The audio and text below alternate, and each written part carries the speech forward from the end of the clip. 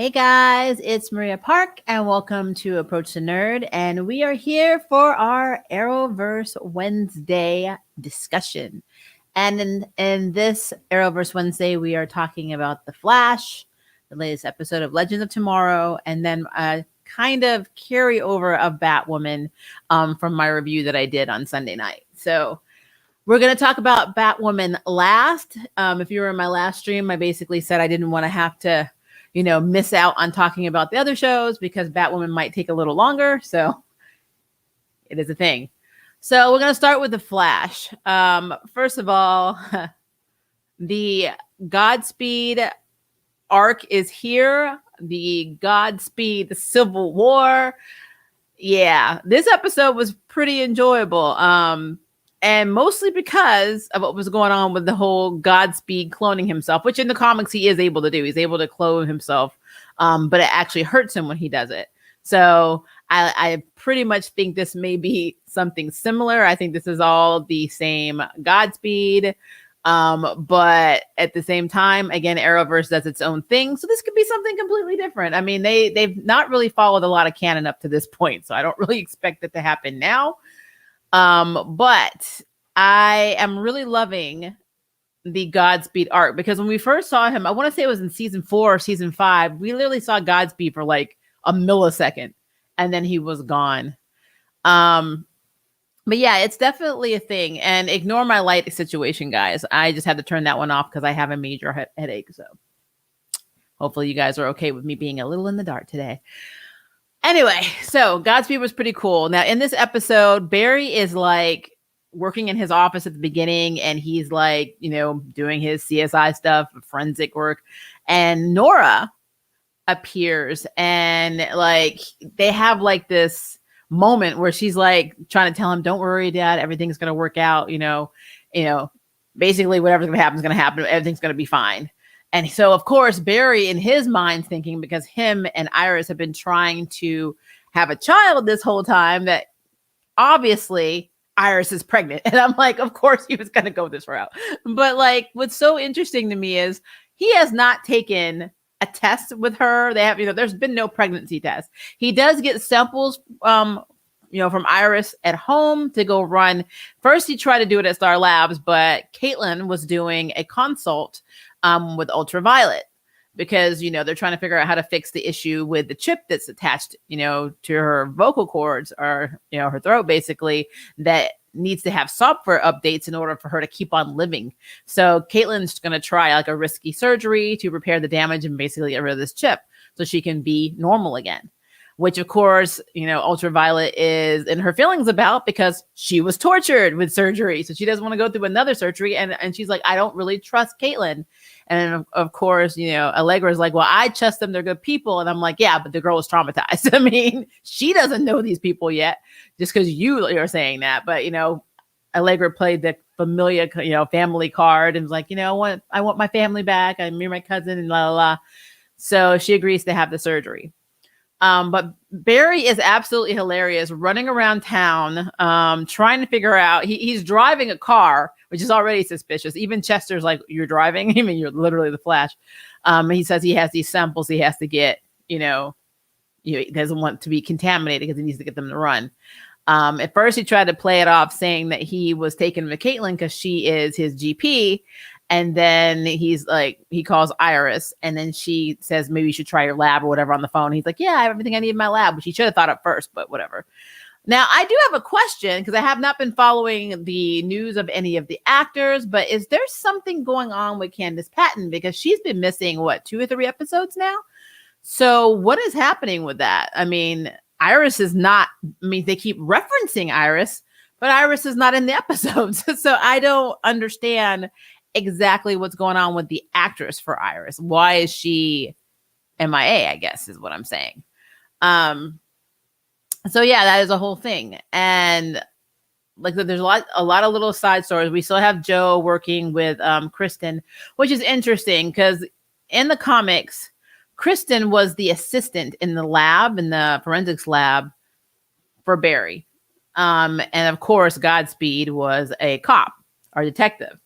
So like all of these characters actually were Central City PD, you know, but like none of them are actually, well, technically Kristen is now because she's acting captain, but none of them have actually had their original comic book storylines, which is why I'm saying that Godspeed could be literally anybody at this point, because I don't know if they're going to go the same route that they did in the comics. And, you know, talk about the fact that his brother was murdered and that's why he even gets these powers, and he's always actively trying to find the killer, and he just goes nuts, and he's able to like eventually siphon people, you know, other speedsters' powers from them. And just like the whole August Hart was the name of the character, and he's a very fascinating character. I just don't know if we're ever going to see August. I don't know if they're going to create an entirely different person for the human component to Godspeed, or if this is a Godspeed, you know, like time remnant from the Speed Force.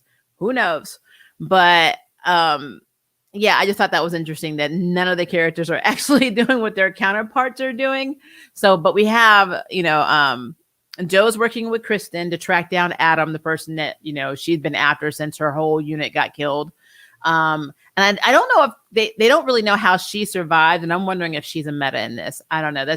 She's not a meta in the comics, but again, Arrowverse, whole different universe. And then also Chillblaine is trying to convince, you know, Killer Frost, or AKA Frost, that he's not a hero, but he wants to help.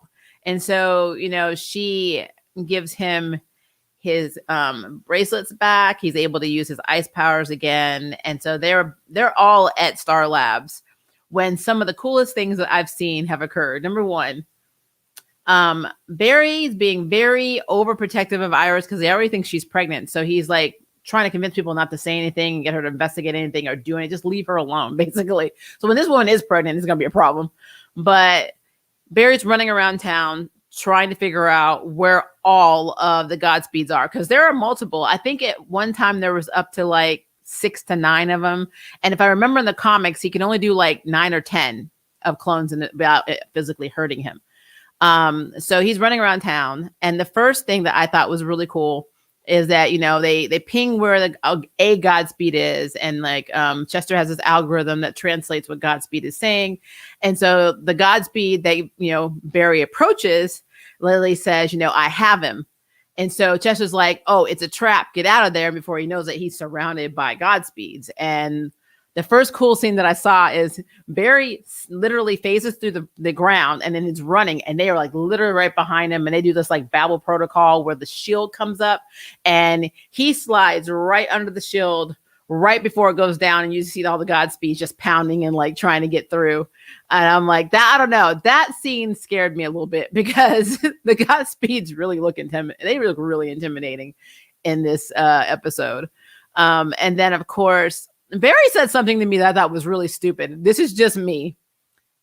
He was talking to Chester and he's like, I'm sorry I brought all this to you guys. And he said, the only thing I'm thankful for is that Iris is at home and Iris is safe. And I'm like, if they know who your you know, persona is, or human persona is outside of the Flash, she is not safe, because they can just go to your house and get her. I'm like, she's actually not safe at home. I'm like, there's never a comic book universe where any hero is like, at least my woman is at home or my partner is at home and safe. I mean, did he not understand about Kyle Rayner and Refrigerator Girl? But you know what? That's fine. That's fine. I guess he didn't read that issue. He just cracks me up when he says stuff like that. But anyway, so long story short, the Godspeeds are able to start basically sucking in the energy from the shields to try and break in. Now, Chester goes into the panic room, aka the Gideon room, and you know, he's talking to Gideon, and you know, he's talking about how, well, Gideon's literally like, you know, how can I help, basically, because you know, I am a supercomputer and can do basically anything. And the original plan that he had was to take all of the like sounds that Godspeeds were making and then play it all across on every speaker, every smartphone across the city, Central City, and confuse them enough where they would be distracted, and then you can kind of take them down. And Gideon says, well, do you want me to do it in here? And I'm like, I said, Gideon should be the one outside in Star Labs. They should always have Gideon. Why don't they ever talk to Gideon? I'm like, Gideon is just cool. She's cool in Legends of Tomorrow. she's cool in the Flash. Why do they never utilize the awesomeness that is Gideon? It drives me crazy. And like, she literally just like said, I'll just do this. And I'm like, Gideon, why are we here? So she does it. And he's in the special room and it works. I mean, you see Killer Frost and Chillblaine are fighting two of the Godspeeds. I don't know why they split up. I don't know why they just didn't all get together and just grab Barry, because Barry was only fighting one of them when there was two with them, and there was another one that was with Chester P. Now, I thought there were more, and I don't know what they were doing. There was one that, the one that found Chester, he just came right through the wall, which means it's not a safe or panic room. It's really not. But I don't know. I just felt like, number one, I felt like Gideon should have had more security for that room, like have some kind of protocol if the room was ever, entered, when people were using it as a panic room. And then B, why was Barry only fighting one Godspeed? Like, I feel like there should have been more coming at him. And it might have been two, but in my mind, I'm seeing one. I don't know why, but play devil's advocate. So Barry decides to make the ultimate sacrifice and basically say, come and get me, and run out of, Star Labs right before all the Godspeeds are about to kill Chester. Like, you literally saw them vibrating their hand. They're about to phase their hands through their bodies. And so Frost, Chillblaine, and Chester were all saved. At the same time, nobody seemed to be fighting the room where Ultraviolet was having surgery, because Caitlin was literally operating her this entire time. Allegra was there. We had Cecile there, and Cecile was able to use her powers where she can like basically project her emotions onto whoever. Hint, hint, something that Maggie does in Charmed. I'm like, CW, you doing too much. But she was able to do that because the anesthesia was not working well, and Ultraviolet was coming out of the surgery during surgery. Like, one of my biggest fears was ever having surgery and then the anesthesia wears off and you're like literally awake in the middle of it. So that's what was happening to her. And Cecile was able to give her the peace that she had, which I'm surprised she had peace considering there were Godspeeds like running around attacking Star Labs, but whatever. So she was able to do that, and the surgery was successful, but nobody got into that room. Like, nobody bothered them. Nobody was able, like, Caitlin literally was operating while they were outside, and like, she never stopped. So that's what she's good at. She's good at being a doctor. And Allegra was just kind of hanging out. I kept thinking, why isn't Allegra going and helping the fight? She had a power up last week. I mean, she should have been out there trying to help. She could have used her light to blind them or something while they were fighting. I don't know. It's just that these little thoughts that are popping in my head. And like I said, with the whole thing with Joe and Kristen, which I thought was interesting, is that they're like on the stakeout, they're trying to find, Adam, and like they were just talking in the car, and they look back, and then all of a sudden, Joe notices, he's like, something's in the back seat, and she's like, oh my God, get out of the car. And before, it didn't even look like they jumped out of the car explodes. So it made it look like Joe and Kramer now are dead, which they're not dead. But that's what that's basically what it looked like. So I don't know. I feel like this was not a horrible episode, because again, it is Godspeed. We're finally getting the Godspeed arc, but at the same time, there's just so many confusing things that are happening in this episode. Like, where in the hell is Iris? I don't understand where Iris is, because she literally has been mentioned, like name dropped. Oh, Iris wants to do this and Iris wants to do that. Where's Iris?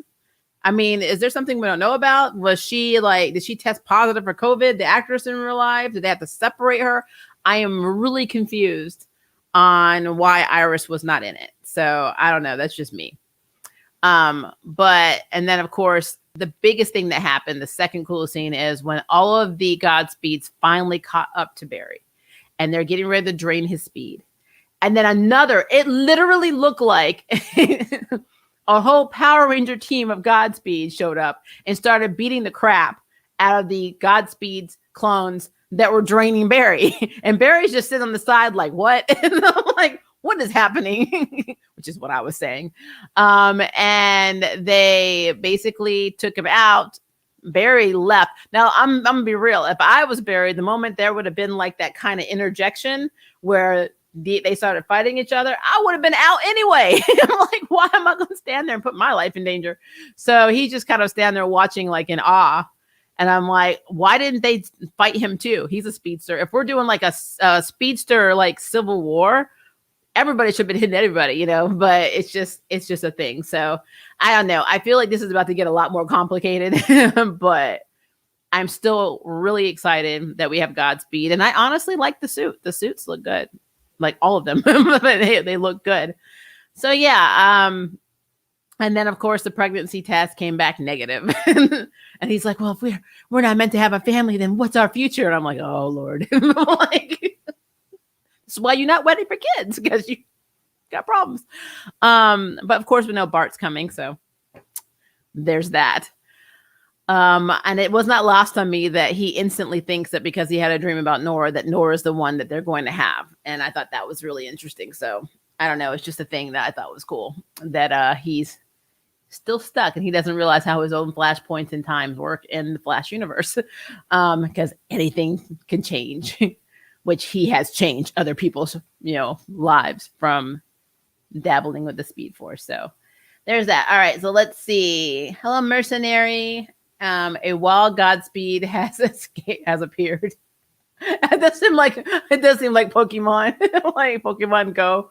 Like, I kind of like how Frost's love interest isn't a cookie cut good guy. He's good, but not completely on the side of good. He's kind of wishy-washy, but loves Frost. Reminds me of Catwoman with Batman. They do kind of have some Bruce and Selena Kyle, like, kind of vibes. You're right. I mean, when he was making her that drink, and then he put the thing in the pot to distract her, so when she goes and looks at what's smoking, he can just like leave. I thought that was really interesting, because I do believe that he actually has feelings for her, and he really meant what he said. And he said, when I thought I was going to die and you were the last person I was going to see, I was okay with this. But at the same time, I do think that there is something to be said for the fact that he admits that he is not a good guy, and she's attracted to it because technically speaking, she's trying to be good. But, Killer Frost has never been good. One thing about this show I always find amusing is that all of the villains are like good guys, or at least redeemable good guys. Like Vibe is not a good guy all of the time in the comics. Yes, he's worked with the Justice League, but he was traditionally an anti-hero. So, I mean, Cisco was not a good guy. Caitlyn's not a good girl. Of course, Chilblain is a villain. I mean, they just taking these villains and making them into other things. And it's very interesting to me. And even on Legends of Tomorrow, we got some Flash villains in there. Of course, Captain Cold was one. We got Rory. I mean, all of this it's really amusing to me. But it is what it is. She probably gave her the peace she had after facing her fear of being trapped in a psych ward. I can see that. The surgery scene didn't feel realistic. I know. And like, what's really weird to me, and I don't know if anybody caught this. So she was operating on her, and then she started coming out of the anesthesia. And of course, Cecile grabbed her hand, her eyes turned green, all this stuff happened. And then when you looked at Ultraviolet, her neck did not look cut at all. Like there's just like that patch, but there's no blood, no incision. And I'm like, what did she do? Like, how is she operating? I'm very confused. I don't know. That was a little weird. The scene didn't feel enough. I honestly wish they showed Allegra fight with the power up she got last episode. Exactly. I don't understand why she was like, all Allegra was doing was, is everything okay now? Are you almost done? Is she going to make it? Is this going to work? And I'm like, oh, please let this girl go out there and get her butt kicked or something. I don't understand what's happening. I feel like when they would leave the room, it would turn blue. Like when Frost's mom's test tube turned white, revealing she was a metahuman. Yeah. But I mean, I think it turned red, and I don't know what that means. So, and again, Barry could have done the test wrong. Like, I'm just saying. But yeah, like I said, it was not a bad episode. I am excited to see what happens with Godspeed, because Godspeed's always been a very cool character to me in the Flash comics. So I really wish we had August Hart, though. I would like to have, because it would have been interesting seeing him, even if they didn't want him to have a connection as one of Barry's good friends. He literally could have been somebody who was mentored by Joe. And because when Patty was in season 4, I believe it was, when we had Patty, you know, she did everything. Like she basically joined the police force. She wanted to get in forensics because she lost a loved one and they were murdered. And so it was more like this is a redemption / revenge thing. August, you know, Hart, his brother was murdered, and, you know, the person who did it got off, and he was like, all right, just, the system failed me. I'm going to be my own judge and jury, you know? And that's basically how we even got Godspeed. And I would have loved to seen him go from being mentored by Joe to this like anti-hero to / villain based on trauma. But knowing the Flash, they redeem him. He'd be the first Godspeed that was like, okay, everything's rainbows again. So I don't know. I'm in my feelings about that. So, but, you know, again, even with Kristen had a strong connection with Barry because in the comics, she was his lab assistant. So it's a thing, guys. I think she was a lab assistant before we got Fiona in Flash comics. So, and I don't know if we'll ever see Fiona in the comics. I don't think in this universe, but you never know. We might see Fiona at some point in time. I mean, they keep mixing everything up. I'm hoping we get Wally back at one point because I know the actor wanted to break, but I mean, I really do feel like having Wally in the show is very instrumental, especially if they ever do like a speedster war. It would make so much sense. But that's just me. I hope they bring back the real star. And the one thing I hope is they'll give us by the end of Legends. Yeah, we're going to talk about that in just a second. In the comics, Killer Frost is bad, but Caitlin Snow is a completely different person in the comics when she gets her Killer Frost powers, kind of like Caitlin wanting the cure. Yeah, I mean, they locked her in like the container when she, like the little unit that she experimented on, and that's how she got her powers to begin with. I mean, how she got her powers was messed up. Not as messed up as Ice Maiden, but how she got her powers was messed up. So I get that, but at the same time, like it's just weird. And then having Caitlin and Frost, which is not a bad dynamic now that they're sisters, but it's just weird. The Flash is basically the show you go to when you want to have the rainbow world, because no other Arrowverse show is that, you know, the love speeches don't work in the other shows, is what I'm saying. So it's weird. I hope they bring back the real Sarah. I think I already did that one, so we're going to talk about that in a minute. I want Killer Frost to return to the one from the other. That would be cool. She was crazy. I like her. But it's not going to happen. It's not. I mean, I think Danielle Panabaker makes more money when she plays 2 characters on their Team Flash. That's one thing. I mean, honestly, she's going to play Frost more than Caitlin because Caitlin's boring. And I'm sorry. I know that probably triggers people, but she bores me. Frost is more interesting. So it is what it is, I guess. All right. So we're going to talk about Legends of Tomorrow. So now everybody is on the ship. We're all back on the Wave Rider. You know, Mick in this entire episode is unconscious. He's like literally drunk and asleep. They woke him up for 1 minute and gave him like breakfast. And then he drunk again and went back to sleep. So his like, whole, now I know he might be mourning over Kayla, but he is completely MIA in this episode for most of it. So this is the stuff that's happening with our crew. So Sarah's back. Ava brings her breakfast and she just blurts out, "I'm an alien human hybrid." I'm like, oh Lord. And she has, for some reason, an obsession with eating cherries, and she loves milkshakes with cherries in it. And they take on this mission in this town called Fist City in Oklahoma in 1891.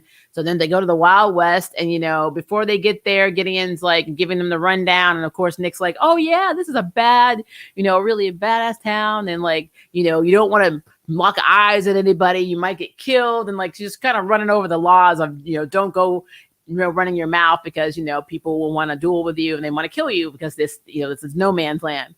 But they get there. And it's like literally Sesame Street meets Disney. I'm like they have the coolest cowboy narrator who narrates everything through song. And honestly, I was like, he should be the alien because he is effing hilarious. That man was hilarious. And he was able to whip out lyrics like that. Like, and all he did was sit there and play the guitar and just sing random, you know, songs about people that are around him. And I thought that was really, really cool.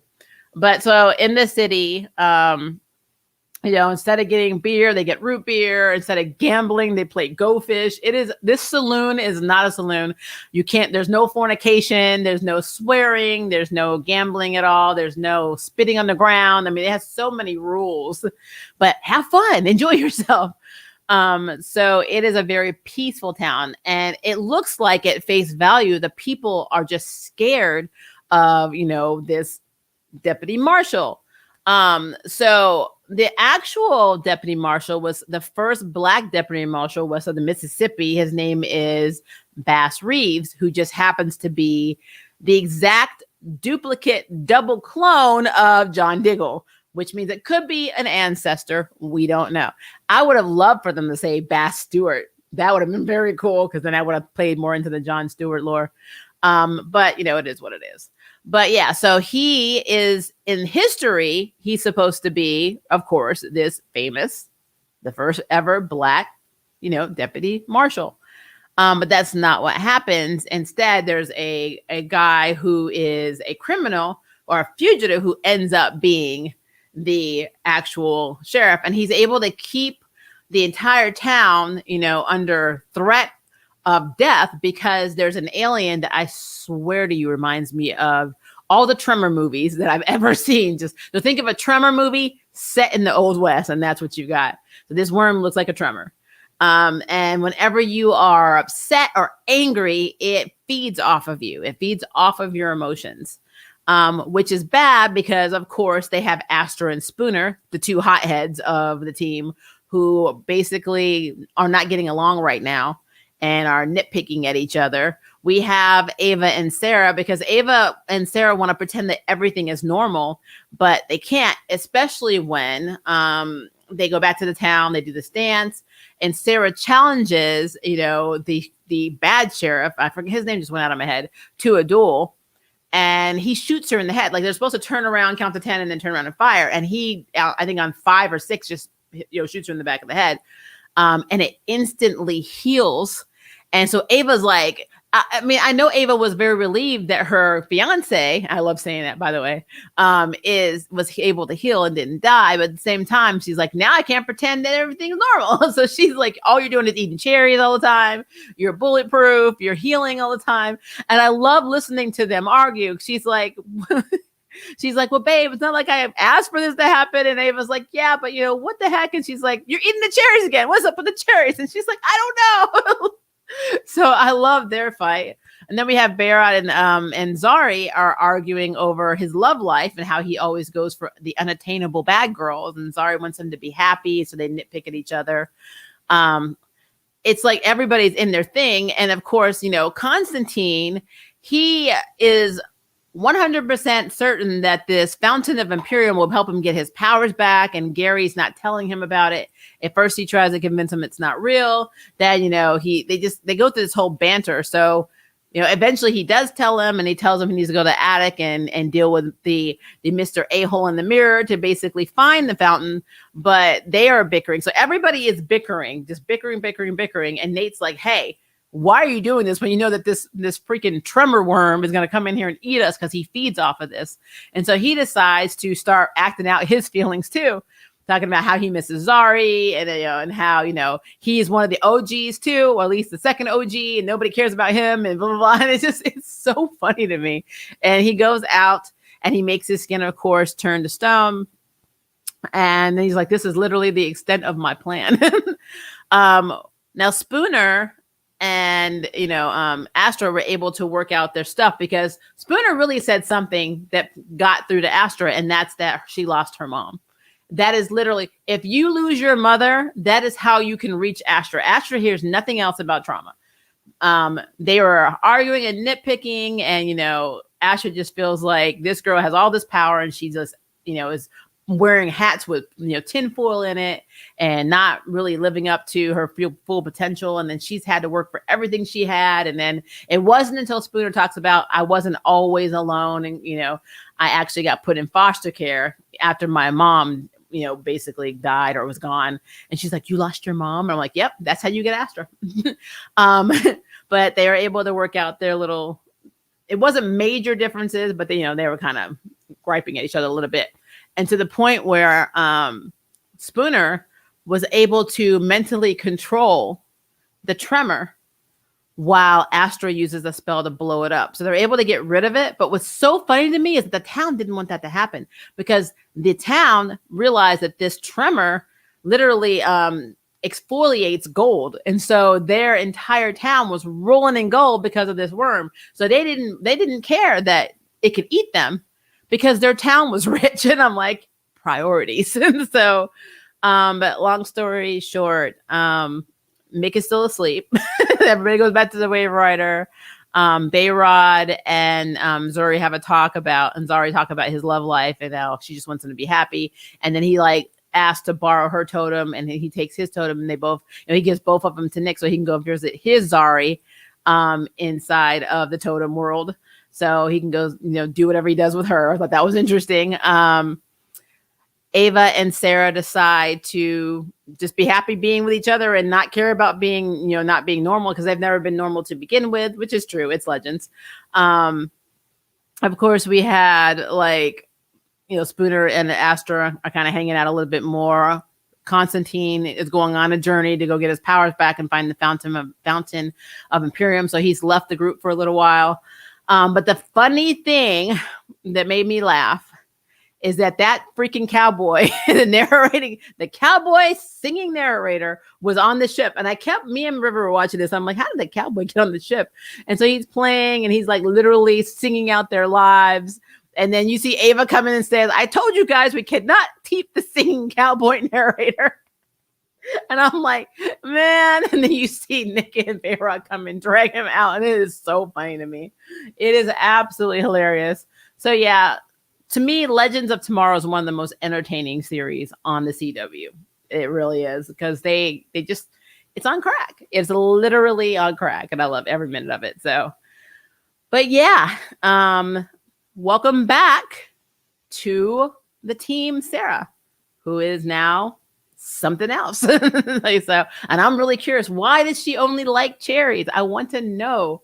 I know, at one point when Ava was talking to Gary, he name dropped an alien species it could be, but I kind of feel like she's a hybrid of maybe a lot of different aliens. I want to know how that's going to affect her in the long run.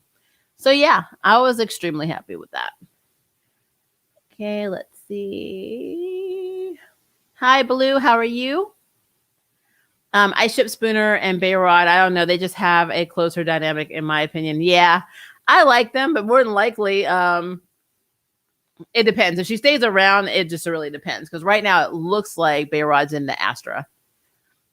I hate what they are doing to Mick. Just write him off as returning back to his timeline, or going to the other Earth to be with his alive brother, or his wife and daughter, or that wife, not really girlfriend, but at least his daughter. Depowering Constantine is one of the worst things Arrowverse has done, and they totally wimpified. But I know. Well, we already know what the Flash does. A perfect concept for Impulse. He seems like he'd be a 2-season regular, and at some point later on, he brings Team Flash to the future to fight being that threatens the timeline, maybe Anti-Monitor. Yeah, or they could do like a version of Flash Wars and just include Bart in the timeline instead of it being Wally. Because at one point, I think he didn't even realize that. I don't think Wally even realized that he didn't make it past Crisis in one comic verse. So they could actually do like Flash Wars and have Bart in that, where they have to go to the future. But the problem with that is, well, no, I guess technically not, because Eobard, if Iris was the one that killed Reverse Flash, that would be a reason everybody had to go on the run, because they'd be coming to arrest her. So it's a thing. This concept is for their grandson. Yeah, I know. Arrowverse needs a TVA bad. It's a hot mess, expressed with what they got. Man, I could see that TVA crossing over to DC Universe and like, all of your variants, time to go. They destroyed it in season 1. Okay. Bayrod and Astra being together, I'm shipping them. I think they're cute. I really do. See, because Astra is such a hothead, and he's always chill because he's mostly always high. Like, I love that he's using the time portal to like age food and stuff. He's just the thing. Yeah, they basically need a non-threatening TVA. I agree with that. I think that after Loki today, the TVA is definitely needed in the Arrowverse. But that's not going to happen. So we all know that's not going to happen. But yeah, good episode. Like I said, I really, really enjoy Legends of Tomorrow pretty much more than most of the other Arrowverse shows, because even when it's like hard scenes and like scenes that are considered dark, they make them campy. Like, I love Nick's reaction when Sarah was like shot and he's like, so you're bulletproof too. And she's like, yep. And he's like, hey, it's like, Nick is so laid back. You almost feel like Nick is the one that's high all the time. I don't know. I think Nick's funny. Hey, Queen. How are you, Chastin? All right. So we talked about The Flash and we talked about Legends of Tomorrow. So now we got to talk about a continuation of Batwoman. Because I've noticed that some people like it and some people hated the season finale. And I just, I have a serious problem with the writing, guys. I really do. I feel like the writing, especially for the character of Ryan, makes like zero sense to me. And that is really hard for a minority. It's really hard for a mixed girl who claims her blackness. I always disclaimer this. I have to say this because I look so ambiguous. I don't want people coming at me saying, yeah, you're saying that because she's black. No, baby, I don't. I claim my blackness with love and desire and all the infinite wisdom of the universe and cosmos. I have no problem with my blackness. I never have. I never will. So that is not what I'm doing here. As a matter of fact, it's because I claim my black side that I am so annoyed at the writing of this damn show. Because, okay, so let me just put it out there. I like Batwing the 30 seconds we got.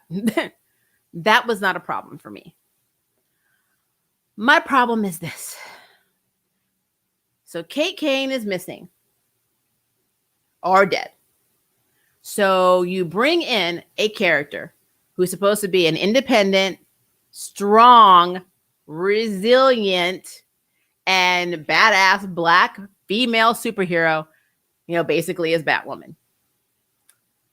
And Ryan comes in and you mess her back. Her backstory is so convoluted and messy that it bothers me. And what I mean by this is that it's inconsistent for the most part. So you have this character who's an orphan, who at some point was adopted by this amazing woman who made her feel like she had a mother. Her mother and her finally can afford an apartment. They go to said apartment. They walk in and they see some of the Wonderland gang squatting there. And so the Wonderland gang beats them. I don't know how they were able to beat Ryan. We've said this from day one when she's supposed to be so good at martial arts and karate, whatever. But they do. They beat her. They kill her mother. Alice comes, opens the door, and says, what the hell are you guys doing? And so, yes, she saw that they did it. She didn't offer an apology, but she did not actively take a bat or anything and beat this woman's mom. She didn't do it. Her guys did it. She didn't order them to do it. They did it. So that's my first gripe, and I'll get to that point in a minute. Number 2. She gets in with Angelique that she meets in an orphanage or a foster home, basically. Angelique saves her from the candy lady. Then Ryan gets adopted, and then Angelique says, oh, you abandoned me. And then later on, they hook up and become girlfriends. But Angelique at that point is a different person because to survive, she's had to do a lot of shady stuff. And one of them is being, she pushed drugs, and I guess she was doing drugs. She had to have been doing drugs at some point to have the drugs on her person. And so because Ryan had to, how do I say this? She had to get her girlfriend clean. She had to get her off of drugs. So she made this choice to take the drugs from Angelique while she was sleeping or whatever and walk her butt out of the house or apartment and into the streets where the crows were carrying drugs. This is not something Maria said. This is something the story said. I will find the episode and I will quote it to you. So she was arrested for carrying drugs. But for some reason, she was wrongfully accused and wrongfully arrested and set up. Now, we all know that the crows are a-holes. We knew this in season 1 before there was a concept of Ryan. So we are not defending the crows in any sense of the imagination. But what I'm talking about is the fact that they wrote this character and they said that she was carrying drugs from her apartment into the streets and she got arrested. And somehow the writers have determined that this was unfair. This was a wrongful arrest. And that became her motivation against the crows and the system. And I'm like, but you were carrying drugs. I'm like, if you wanted to make me sympathize with this character who was set up, then set her up. Have her walk into the street, have some crows beat her down, throw some drugs on her, and then arrest her, and then tell me she was wrongfully arrested. I would be completely okay with that. But that is not what you did, writers. You basically have this child running around. I'm saying child because I'm 20 years older than her. She literally is talking about at the parole hearing, well, I was wrongfully arrested and you guys had looked at me and I'm like, no, baby, you were not. You lost me at wrongfully arrested. I will believe that the system is flawed. I will believe that there's systemic racism because I know there is, but you are not going to sit here and have me feel sympathy for you for carrying. You were carrying drugs on your person and got caught. No, baby, that's not how that works. So I had a problem with that. Another problem that I have. So Ryan's living in a van with her plant, which turns out to be the Desert Rose. That's fine. She has no money. She can't get a job. She's having to see her parole officer. I actually have no idea how she's been eating and surviving this entire time with no money. But CW, I will literally suspend my disbelief for no money because that happens in every effing series. They lose their jobs. They can afford everything. I don't understand what it is. It is the CW treatment. I let it go. But this character who's supposed to be a symbol and an idol, someone that young Black girls can look up to, they made her seem like she became Batwoman. She overcome all these trials and tribulations. She found her way in the world. She got herself a job. She got herself all of this stuff. But in reality, what she did was she found the bat suit. She became Batwoman. She got a job with Mary working at Kate's club. She moved into Kate's loft with Mary. She's even, what it looks like, going to have Sophie, Kate's girlfriend. She became Kate Kane. All of Ryan's accomplishments are because of Kate, not because of Ryan. And that is my entire problem with the character of Ryan. And she's like, I'm Batwoman. I do this. I deserve this. I'm like, baby, you are living in the shadow of a white woman. I'm just putting it out there. You were literally Kate's entitled life because she's rich. She's never struggled. She's the cousin of Bruce Wayne, who definitely doesn't struggle.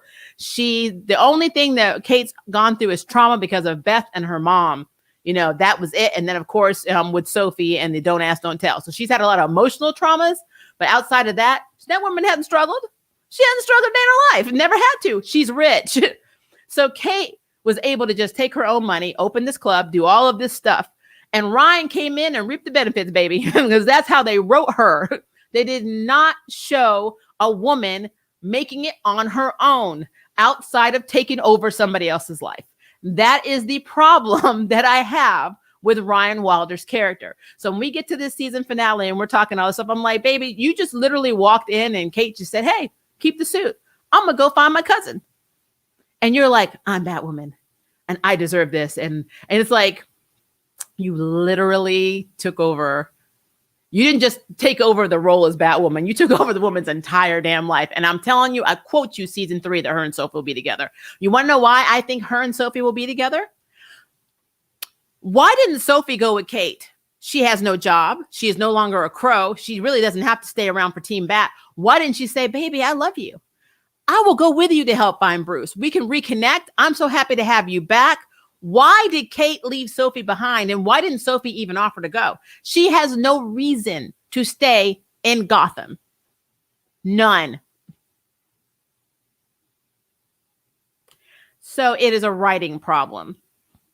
And that is why I have issues with Ryan's character, because the writing, now Ryan's character has potential. Don't get me wrong. She has potential, but the writing for her character sucks major A.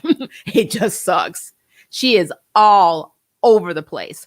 I've never seen someone who wants so much sympathy for the stuff that she's been through, but then when people are like actually in trouble, forget Alice. I mean, Ocean literally was about to die, and Alice said they kidnapped him, and she's like, I don't have time maybe helping your boyfriend. What superhero says that? What hero says, I don't have time to save this person? I've got my own stuff going on. No, it's a convoluted mess. I'm sorry. And I mean, I know, like I knew when I did my Batwoman season finale review, I said, I'm going to have people unsubscribe from my channel. I did. I think I lost 4 or 5 subs that day. And you know what? I don't care because I still stand by it. It is sloppy writing. It is bad. And like, I know that the only thing that I read that Carolyn Dries and them were talking about being, you know, that they felt bad about was they didn't have more lesbian romance representation, because we saw Ocean and Alice getting it on all the time, but we didn't see any of the major players really. And to her, she basically said, well, to be fair, by the time we got to Alice and Ocean storyline, they had lifted the COVID restrictions more. So, you know, we didn't have a chance to. I can believe that because Carolyn is a lesbian. So I don't think Carolyn's not going around saying no gay scenes, but it's just the point is Ryan does not have a personality or a story of her own. Her entire life began, and to me is potentially going to end, in Kate's shadow. They didn't make Ryan's story. They gave Ryan Kate's life. That is the entire problem of Batwoman. So, yeah. That's how I feel. That is literally how I feel. And honestly, if you're going to tease us with Batwing, I need you to do more than show 30 seconds. I'm just putting it out there.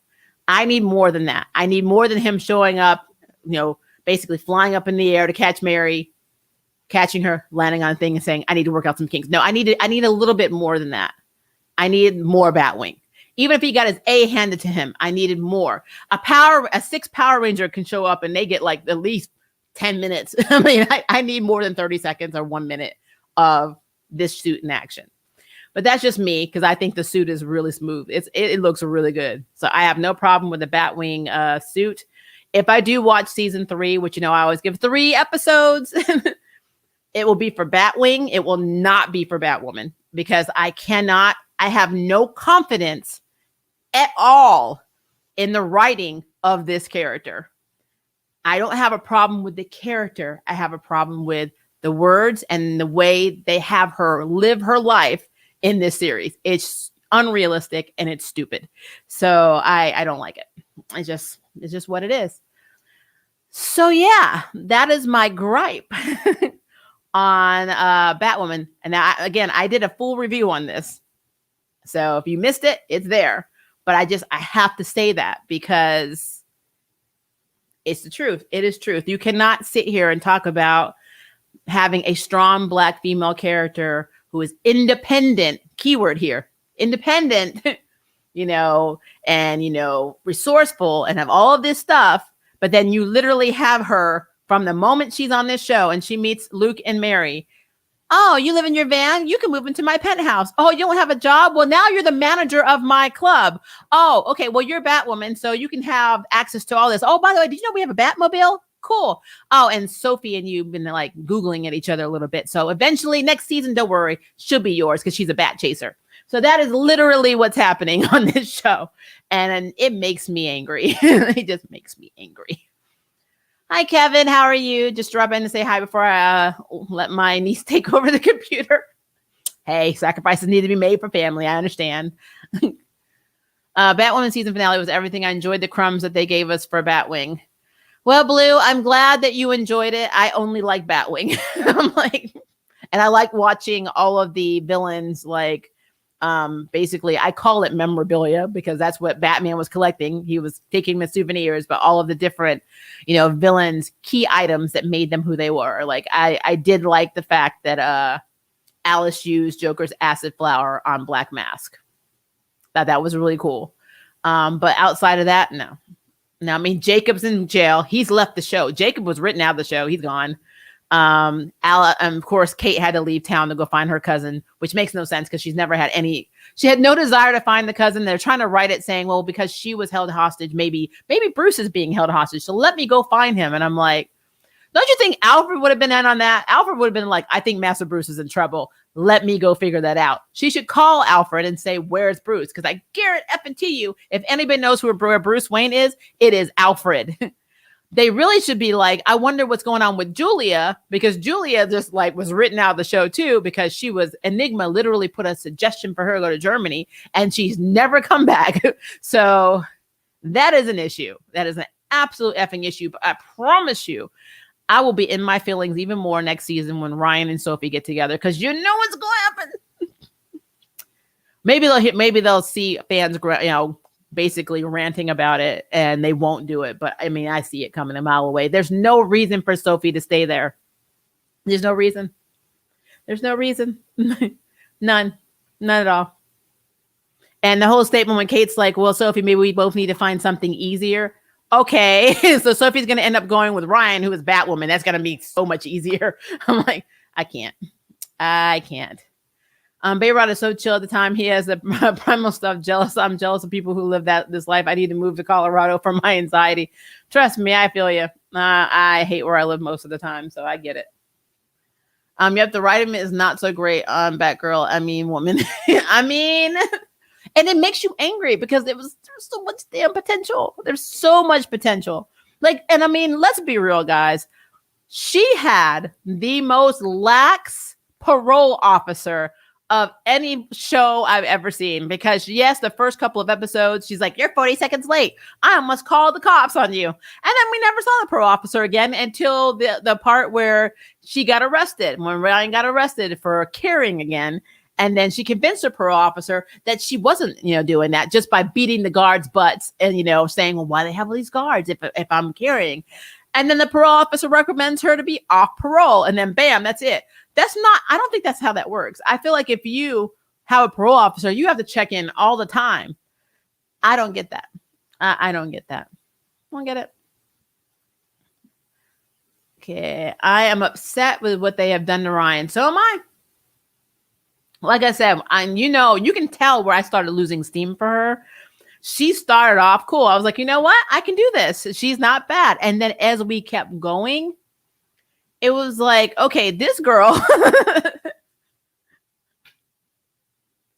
I mean, who is Ryan Walder?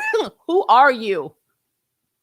I don't want to know, who you are as Batwoman. I don't want to know, who you are living in Kate's loft and who you are, going to her building, her place of work every day and being the superhero persona that was Kate Kane.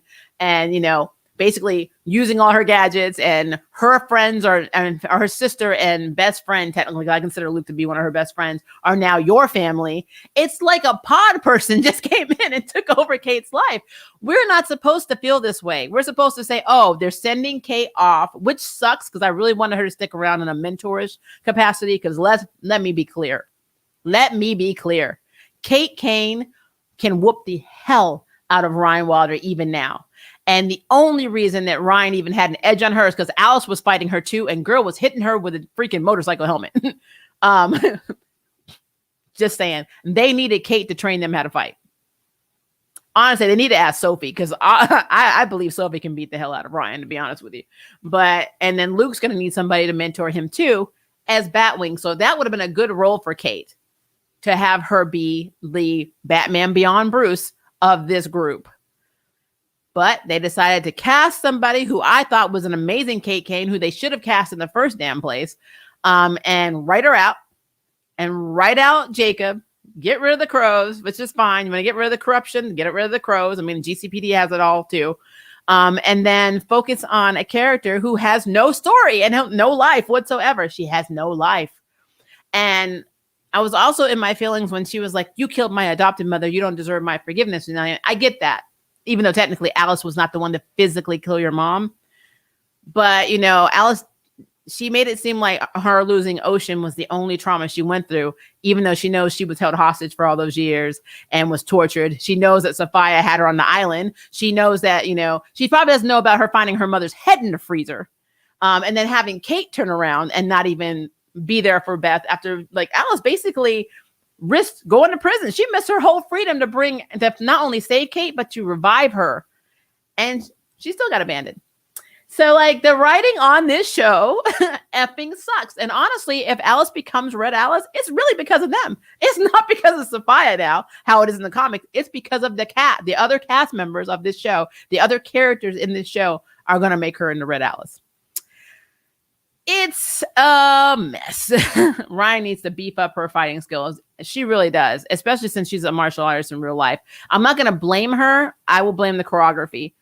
That's the only thing I can think to do. They don't give her the meatier parts because, and honestly though, again, there's no universe where she would have just come up and kicked Kate Haines' ass. There's just no way. There's no way. I wanted Ryan to better represent the experience and come to crime fighting from that perspective, but she is just like the cops and crows at this point. I agree. She's a hypocrite. She literally chooses who she feels like saving. Like it is a writing problem. So I actually was very unhappy. I was upset that I had to say something about Ryan Wilder because I know as a minority how there are not many minority leads, especially Black female superheroes, especially in the Arrowverse, that are lead characters leading a show. And it's just, I just can't do it. I cannot BS because it's a minority. I won't do that. I'm in the LGBT community. You know, I will not do that. If you're an LGBT, if you are a queer character, married to a transgender, I don't care if you're transgendered, I don't care, whatever. I understand we need representation. If it is bad writing, I'm still going to call that character out because that is what you're supposed to do in reviews. You do like kiss ass for subs. So I can't do it. So I am very unhappy with this. And it's very apparent to me that somebody who is not of color wrote this character. So just saying. Ryan should have just flushed the drugs down the toilet like any normal person. I mean, I'm like, yeah. They needed to have a reason for her to go to jail, and I don't understand it. There's a lot of things they could have done to actually set her up. She could have been in the wrong place at the wrong time. At first, I thought the way Sophie talked to her, she's like, you drove the getaway vehicle for your girlfriend, not realizing that it was a drug run or something. That's what it made it feel like was happening. But then it was like, oh no. I mean, she was on drugs and I took the drugs from her while she was asleep and I ran out of the apartment upset and then some crows found me and they arrested me. And I'm like, cause you had drugs, girl. You had freaking drugs on you. In order for you to get free stuff and live your best life, you cannot have a job in any of the CW series. If you work, then you can't afford nothing. Or you can't go to work. That's very true. That is very true. Oh, that's funny. Ryan is crazy. I like bad boys. I'm from the suburbs, and I tell them, hell no, you're going to keep that off your persons around me or away from where I will be at. She's done. I know, seriously. What whole freaking minority walks out of a house with drugs on them? You already know how hard it is out in the streets. Why are you going out there with drugs when you know? How do you not have a brain in your head? Guys, struggle is real. Kate has struggled due to her queerness, but her privilege has buffered her from the worst of it yet. But I don't want to minimize her struggle or story. I really miss Kate and want this new one. I really, really like Kate Kane, the new Kate. I like Wallace Day as Kate. I like her a lot. When she's in a scene, she can act. I'm gonna put out there, Ruby Rose, like, she only had those two emotions. So it was really hard, when she would blink or she would be wooden or if she felt like emotionally disturbed, you never really got that from her. So but with this Wallace, she was all over the place. Plus this Wallace is androgynous, but she's also femme. So if remember in the comic book, Kate Kane would wear dresses and she was very femme in the comics. And this one, Wallace can pull off both. So I like that about her. I don't know. I just feel like we lost a lot anyway by, Ruby Rose being cast as Kate. But having Wallace Day come in and having Wallace Day look a lot like Alice's actress, they look very similar. They look like they could be twins. So I have no idea if Wallace Day just didn't go after the role initially when they first were casting for Batwoman. I do know that they went to her when they decided to recast Kate. But then, of course, as everyone's telling me, Greg Berlanti, who they should never listen to, said, well, no, let's just make Ryan. And again, Ryan would have been a cool character if they had known what they were doing. It doesn't make sense to me. I am so passionate about this, guys, because it's such a missed opportunity. It is something that happens across the board. And you're going to see, I'm doing like a collaboration with another YouTuber, and we're both mixed race. She's a little darker than me. And like, we watched a show called The Bold Type. And the only reason I'm even bringing this up is because they had an episode where they talk about what it's like to be mixed. And it went from talking about the mixed or biracial experience to why are you not saying you're Black? I'm like, and we're like, how do we go from here to here? And then we realized that the person that wrote this episode is white. And then we're like, that makes so much sense. And that is what keeps happening. And I don't want to be that person that tells people to stay in their lane, because I am not going to be unfair. I'm pretty sure that there are people out there, no matter what race, what their sexual orientation is or whatever, can write good stories. It's just hard when you have somebody write a bad story for a minority character that you're trying to make shine during a time of the BLM movement, because that is exactly why that happened. And then you write her in a way that's going to make her a target to people that already hate the fact that you cast a Black actress, and you make her have no effing personality, no story, no anything of her own. The only merits that she has is that she is following in Kate's footsteps with all of Kate's shit. And that's literally why I dislike this so much. I feel like we don't know anything about Ryan outside of her trauma, like who she is outside or Kate's Batman and her drug slinger. Can Ryan have a career? Heck, they even made her vegan. She's vegan just like, because when she went up there, Kate's like, I see we had something in common. We both like vegan pizza. I'm like, you got a lot more in common than that. She's living your life. Like, that's what's happening. It's literally what is happening. I wish they would give Ryan a good complementary character to judge up her Batwoman, like introducing the female Robin or expanding her and her Batwoman out of Kate's shadow. Thank you. That would be. Oh, Lord. Oh, it's so hard, guys. It is hard. It is hard. It's hard. It's hard to talk badly about a character that is needed, but I can't. I just can't do it. I can't do it. I can't. And then, when you're like, I really wish they had gone. I really wish they kept Kate as Batwoman, because they might as well, because Ryan is not a good Kate. That's another, I guess that's where I should have led this conversation. Ryan Wilder is not a better Kate Kane than Kate Kane. That is the issue. That is the theme, the thesis of this 3-pronged statement or essay, is that they did not create a brand new character. They created a woman of color to be Kate. Like, that's literally what they did. And that is a damn shame. I like that Kate teased visiting Supergirl, and it's kind of funny because the actress played Kara's ancestor on Krypton, a show on Sci-Fi about Superman's grandpa. Yeah, I saw Krypton. So yeah, I know that. And I also have questions, because she's going to come to the National City as with Cersei's face. And what is Kara going to be? Kara's going to be like, who are you? Like, no one's going to realize this is Kate Kane. Another thing that I have a question about, guys, and this is just on a psychological mental health issue here. Dysphoria can come in all shapes and sizes. If somebody basically gave you an entirely different face, you were burned, you were tortured, how are you this well adjusted by the season finale? You're like, I'm going to go on a journey to find my cousin. It's cool that I don't have my normal face that I've had my whole life. I'm so well adjusted now because I've had 2 episodes to deal with it. So I'm just going to go. And I'm like, what is happening in this show? Oh my God. I don't understand. That is so dysphoric. I just accept my new face. Yeah. I hope the new Kate will come to see Supergirl and even show her in the new episodes. I really hope it happens, but I don't know. I don't put any faith in any of this anymore. I'm just saying I personally enjoyed the season finale. And there's nothing wrong with that. Like I said, you're on a channel where you are not going to be jumped on or trolled for liking something that I don't like. That's never going to happen. I'm just saying, I just know I'm going to be trolled because people get in their feelings about imaginary content. They just do. They get really, it's like I tell people, once I talk about something, I let it go because there's no point in holding on to it because they're not real. But people don't get that. So it's a thing. Only plus having Kate back and Batwing, even though that suit is too bulky, he's sure to design that suit.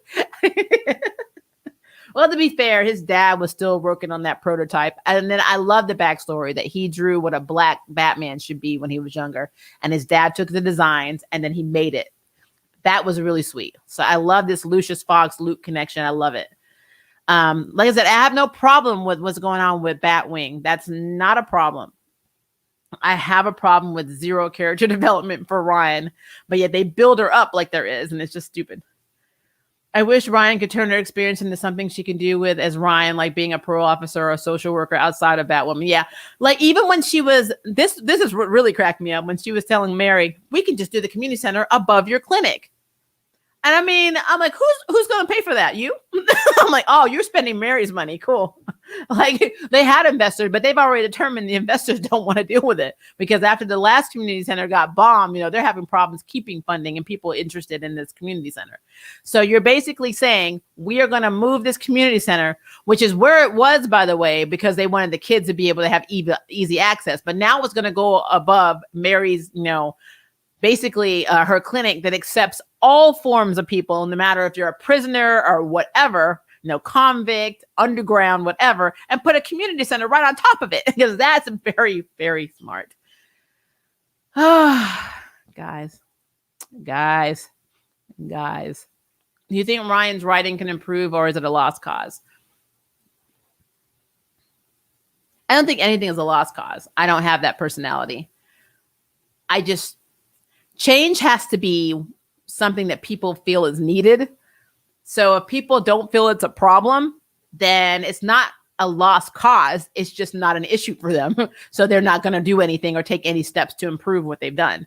So that is probably the better question that you should ask me, whether it's a lost cause.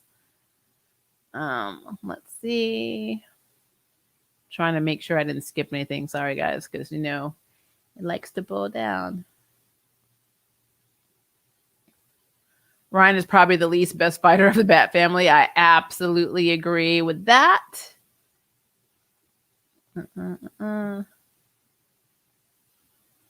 Her intentions were good. About what?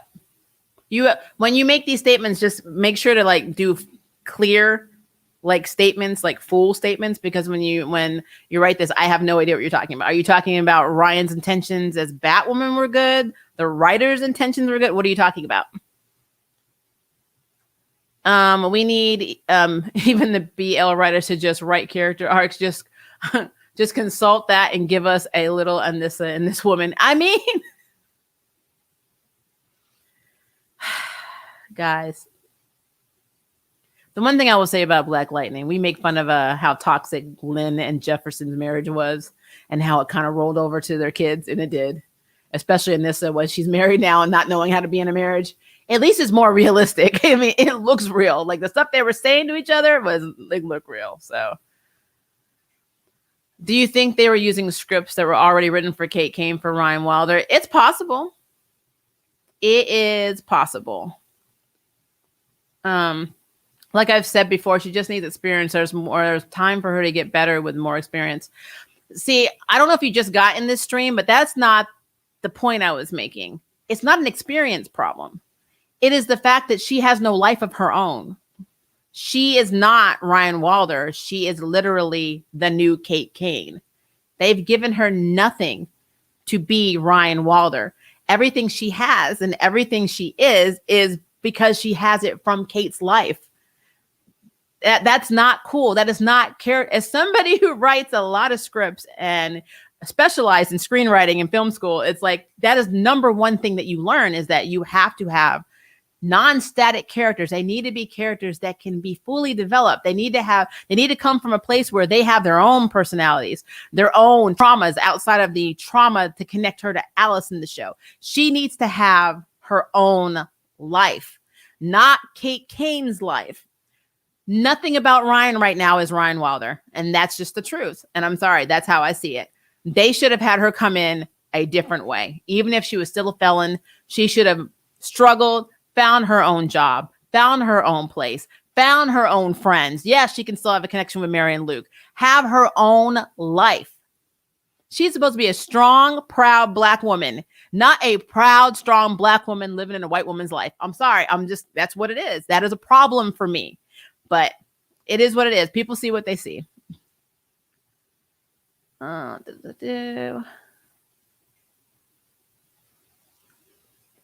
are the weaves so bad on Batwoman? They don't have any Malaysian in Gotham. No go Ray. I don't hate the new wig. I do say I kind of feel like it's two different ones though, because there's sometimes it feels like it's a 4C curl pattern, and then others it just seems like a straight natural fro. Not caring, it's fine either way, but it's like, why do you? I mean, is this intentional? I don't know, and it could be how it's styled too. I don't know. It's weird. It's just weird, but I kind of feel like there's two different wigs going on in this costume. Because I mean, you can go back and look. Sometimes it's very curly, and sometimes it's just fro. And I mean, I don't want to hear this is humidity in Gotham. I don't want to hear that. I am a natural curly girl. I don't want to hear that. You can do things for that. I'm just saying. I don't get it. I don't get it. Are you talking about building the center over the clinic? Is that what you're saying? The intentions? It's not even about the intentions being good. It's just the fact that she made this choice. She's like, I'm going to do this, but I'm like, with what money? And then would that not be dangerous? You're going to have kids in and out of this center. It would be like, we have a place here called, we call it the Penal Farm. It's basically where all of the prisoners go that are not suited to be with other prisoners here in Memphis. So they send them all out in the middle of nowhere. But the problem is right across the street from this is a DMV, the Tennessee marriage license bureau. Like everywhere that you need to go to get stuff is literally across the street. Like I could spit and be at this place. And these are people you don't want to break out. And you're right across the street from places that are heavily populated by the rest of the community. So I've always thought that was interesting. So I can't imagine having a community center built on top of the penal farm, because literally Mary takes in everybody. So they don't turn away criminals. So these criminals could go upstairs and do anything to these kids. And that is the problem. That is literally the point that I'm making in this, is that concept in theory is great. You want to have a one-stop shop for community service. I get that. I worked at nonprofits. I worked at United Way a long time. I understand what you're trying to do, but logistics behind that is not good. So it's a problem. It is a problem. Let's see. What's your favorite CW show right now? Favorite. I like Kung Fu a lot. I cannot wait for tonight's episode because I saw a sneak peek of what's going to go on with Ryan and Joe. So I'm super excited about that. But that is tomorrow's review. I saw the latest episode of The Republic of Sarah. I can't call it my favorite, but I'm still intrigued by it. And we're on episode 3. So we are going to talk about that in a video. So I know those two are really standing out to me. Arrowverse wise, I like Stargirl. I love Legends of Tomorrow. Superman and Lois, I'm interested. I'm intrigued. So they've kept me intrigued with this show. So, but they have a big budget. So, I mean, they have HBO backing them. So, it's almost like comparing apples to raisins at this point. So I do like that one. I'm trying to think if there are any other CW shows. I don't not like Roswell, New Mexico. I kind of didn't like some of the episodes last season, but I read all the Roswell books from high school. So, I mean, I have a love in my heart for Roswell, New Mexico, because it's actually closer to the book in ways, especially with Liz's character. Liz was always Mexican American in the actual book series before we even got the TV show in the 90s. So Roswell, New Mexico is probably on the list too. So I like that show. Maybe she starts like that, but that could always change. Maybe I'm assuming the future is unknown. Maybe next season give her a storyline that's unique to only Ryan. Guess we got to wait and see. Yeah, like I said, I don't know what's going to happen in season 3. What I know is season 2's Ryan Wilder is not Ryan Wilder. She is literally Kate Kane. And I will debate anybody. You show me proof she's not. That's what I'm saying. You show me where she went out and made everything for herself and did not just take another woman's stuff. Like literally verbatim in order. Everything about Kate Kane is now Ryan's. And that is very weird to me because that's not how that works. That's not how I see somebody passing the cow or passing the title to somebody. It doesn't mean you take my entire life. It just means you take my suit and my responsibility, not my loft, my place of business, my family and friends, my girlfriend, which is going to happen. It's just a thing. It's just something that bothers me. So it's just me. I almost wish Ryan did what Barbara did in the beginning of her own at Bright Girl. I would have loved that. But I don't know. I really wonder if any of them actually read a comic book, to be honest with you. It's very interesting. Ryan looks like a younger kid in her Batwoman costume. I don't blame her for that because I feel like I'm not short, but I'm not tall. I'm like 5'5". So I know how I would look in Ruby Rose's, suit because she's like 5'11". I think it was because of the measurements and the angles that they shoot her. Because if you look at Tyler Hoechlin, who plays Superman and Lois, if you look at Tyler and you compare him to Kyle and all of these other characters, he's not that tall. I want to say in real life he's like 5'8", 5'9", maybe 5'10". But then when we saw him in the crossovers, you got people that are like 6 feet tall, 6'1", 6'2", and he looked dwarfed. And then you had him standing next to Brandon Routh, and it's like, really? Like, just go home. But then you're in Smallville now, and they're creatively casting people that are not as tall as him. So it makes him look bigger. And with Ryan, they can't do that. They already have these established characters. I mean, Sophie's actress, Megan, is very tall. Mary's short. Luke is like, I think 5'7", 5'8", maybe 5'9". But everybody else, even Alice's actors, they're tall. They're all very tall people, So she's dwarfed by comparison because she's so short. And I think she's shorter than me because I think she's like 5'4". She's probably like my daughter's height. So yeah, that's the thing. Are you going to watch season 3? Like I said, I always give every season and every series at least 3 episodes before I give up. So yes, that's exactly what I was thinking. Ryan is going to come back stronger in season 3. That's fine. But I need it to be believable. Please do not write these characters like they just get this strength out of nowhere. It drives me nuts. It drove me nuts in the MCU. It just drives me crazy. I absolutely hate that they just automatically get these power upgrades without having to do any work to get there. I do not like that. I hate stories like that. It really bothers me. What's a CW show that started with bad writing and the writing got good later on? You tell me. I mean, that's your question. Maria, I need you to do a cosplay Psylocke in your stream. Can we do a cosplay stream? The ATN Rex. We need to. I'm telling you, I got to do that. We need to do that because I do have the purple wig. We will do this. But yeah, I need to actually do my memberships. Like I said, I've been going through a lot of health problems. I know I say that a lot, but I mean, it's a thing. And so a lot of my streams and videos have been affected by it. And I really do apologize. And I'm really happy you guys are hanging in there with me because I am trying. I didn't think I was going to be able to do the stream earlier today for Loki because I was supposed to be getting a really big test done.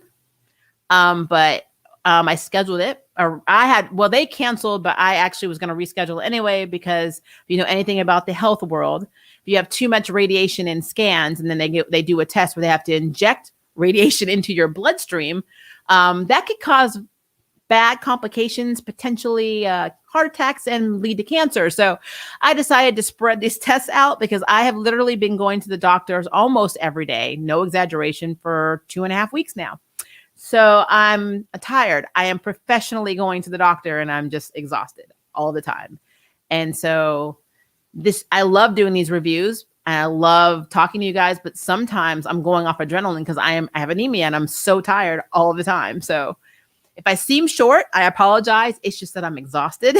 And so I'm trying to get through these really enjoyable conversations without 1, falling asleep, 2, falling asleep, and 3, falling asleep. So it's a thing. Did you consider Benedict's Society? I saw the trailer. I thought it was cute. So I did take your advice. I did put it in my queue. Me and River are going to try and watch it probably on Saturday because I always watch everything with my spouse. And River's been working, besides taking me the doctor appointments, like from sometimes 7 in the morning to 7 or 8 at night. It's long hours. When you work in the nonprofit world, it's not like a 9 to 5. So you just don't have control over your own stuff. It's just what it is. So we still have not been able to watch Into the Heights, and we still have not been able to go through like any of the stuff, actually any of the things we've been trying to watch on Netflix. We have so much stuff in our queue, and then they just added more. And I'm like, Atypical is coming, and I got to get ready for Atypical, and I'm trying to figure out how to do that and then balance it with all the other stuff coming out in July. And it's just, it's crazy. But that is the life of somebody who not only does content reviews, but also likes watching stuff, and you're so busy or sick all the time. And it's a thing. So, but I did think that it was cute. The trailer looks cute. I will check that out. They really should keep the kids from the criminals. All they're doing is making a recruitment center. I'm telling you, it just doesn't make sense. It does not make sense to me. Watching Batman, the animated series, is therapeutic. It is. I've always loved Batman, the animated series, because I've loved Kevin Conroy. Kevin Conroy's voice is like somebody cutting butter. It's just smooth. It's very smooth. Legacies is my favorite at the moment. Then Charm, Superman, and Legends on CW. Stargirl is on my HBO list. And Stargirl technically is Arrowverse now. It's coming back. So it's a thing. I love Roswell, but it's a far cry from the original, which had better story and characters. It did and it didn't. So like they whitewashed Liz, and that's something that nobody ever talked about because nobody talked about whitewashing back then. But Liz Orteco was always Liz Orteco in the comics. She was always Mexican American. So that was never something that was made up. It really happened. That was actually her character. And then they made her white and made her Liz Parker in the show. So a lot of people that were fans were not happy about the Hispanic erasure, or Latina erasure, whatever you want to call it. So that was an issue. Plus the character of Tess was not a canon character. And I feel like when we got to that whole storyline is when I stopped liking the original show. I did not like her introduction to the end of that. I did not like that at all. So, but I love the first season and most of the second season. I thought were really good. If Black Mass is gone, can Angelique come back? Maybe that means she won't end up with Sophie. I don't know. Because like what's really interesting about this is what happens a lot is that they don't ever bring characters back. Like look at poor Julia. Julia is like assassinated as a character. Like you're only in here to be mad at Sophie, to be into Sophie, to then to be looking for Kate and being hurt that Sophie don't want you anymore, and then just be brainwashed and leave. They just bring Julia in for convenience, and it's really weird. I don't understand. And if you look at the comic books, Julia has had more story in the DC comic universe than Sophie ever has. So I think that's really funny to me. It's funny. They could bring Angelique back. They could not bring Angelique back. Honestly, though, it would have been fine if Sophie decided to go with Kate because she has no ties now. There's no reason to stay in Gotham. You don't have a job. You have nothing. You could literally leave Gotham and go with your woman. Why did you not go? Now, I know the actress wants to still work, so they never even explained that, or even, I guess for me, the unbelievable part was that Kate never asked her to come with her. That would have made more sense other than, well, I guess we just missed our timing. What? Like, where did that even come come? I'm like, you should have said, Sophie, I want you to come with me. And she could say, I want to build a life here. I want to make amends for everything the Crows did, or I want to be an example for all the little kids in, especially young Black girls who want to be, who want to be seen and heard in Gotham. That I would have been like, cool. You know what? I respect that. That BS conversation that they wrote doesn't make any sense to me. I'm sorry. None. Danity Kane, Damaged. I love that song. I love Danity Kane. Let's see. Yeah, so writing for Ryan has been lazy as hell. I feel like the CW often misses the mark because they hire soap writers instead of writers. You know what? I never thought about that. I'm going to go back and look at all of the careers now and see the portfolios for some of these writers, because you may be onto something. Because you are absolutely correct. Sometimes this does seem like a soap opera. And there's nothing wrong with throwing in some drama and romance here and there, but when it becomes this dysfunctional focus, it's really weird, especially in a comic book series. But, whatever. I mean, Taylor isn't as tall as Superman from the comics anyway. He's like 9 feet tall. He's not 9 feet tall, because Lois Lane would not reach his lips if he was 9 feet tall. But in comparison, when you look at Brandon Routh and then you look at, Tyler, he's very short compared to him. Not as buff, but it's just how they film it. So the point I'm making with Javicia Leslie is they are not accommodating her size into the people that she's fighting. They need to do that to make it look a little bit more believable. Not saying you can't kick butt when you're short. I mean, Wolverine was 5'3" in the comics, so I mean it can happen. I'm just saying they don't, and like the way the composition shots are, it's very apparent that she's much shorter than these people. So did Luke make another suit? Because Kate devastated her OG suit. And if so, where did they get the material, and why isn't he making different prototypes like OG generation? That's just something that we're supposed to wonder.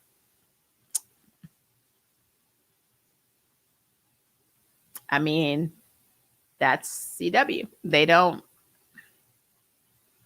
It's literally the plot hole. It's kind of like watching some of the Doctor Who episodes where you're just like, but that's not what we learned.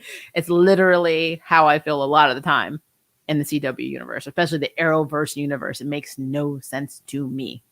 So really, when I say CW writing, which can be bad on other shows, Arrowverse kind of takes the cake for me. So it's a thing. I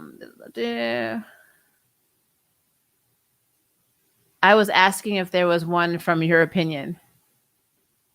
So you're asking me if there was a show whose writing started badly and then got better on the CW as a whole. I mean, that would be a very long stream, because I would have to rack my brain and really think of a show that, because it's always for me been in reverse. So off the top of my head, I can't think of any shows that started off badly and then got better.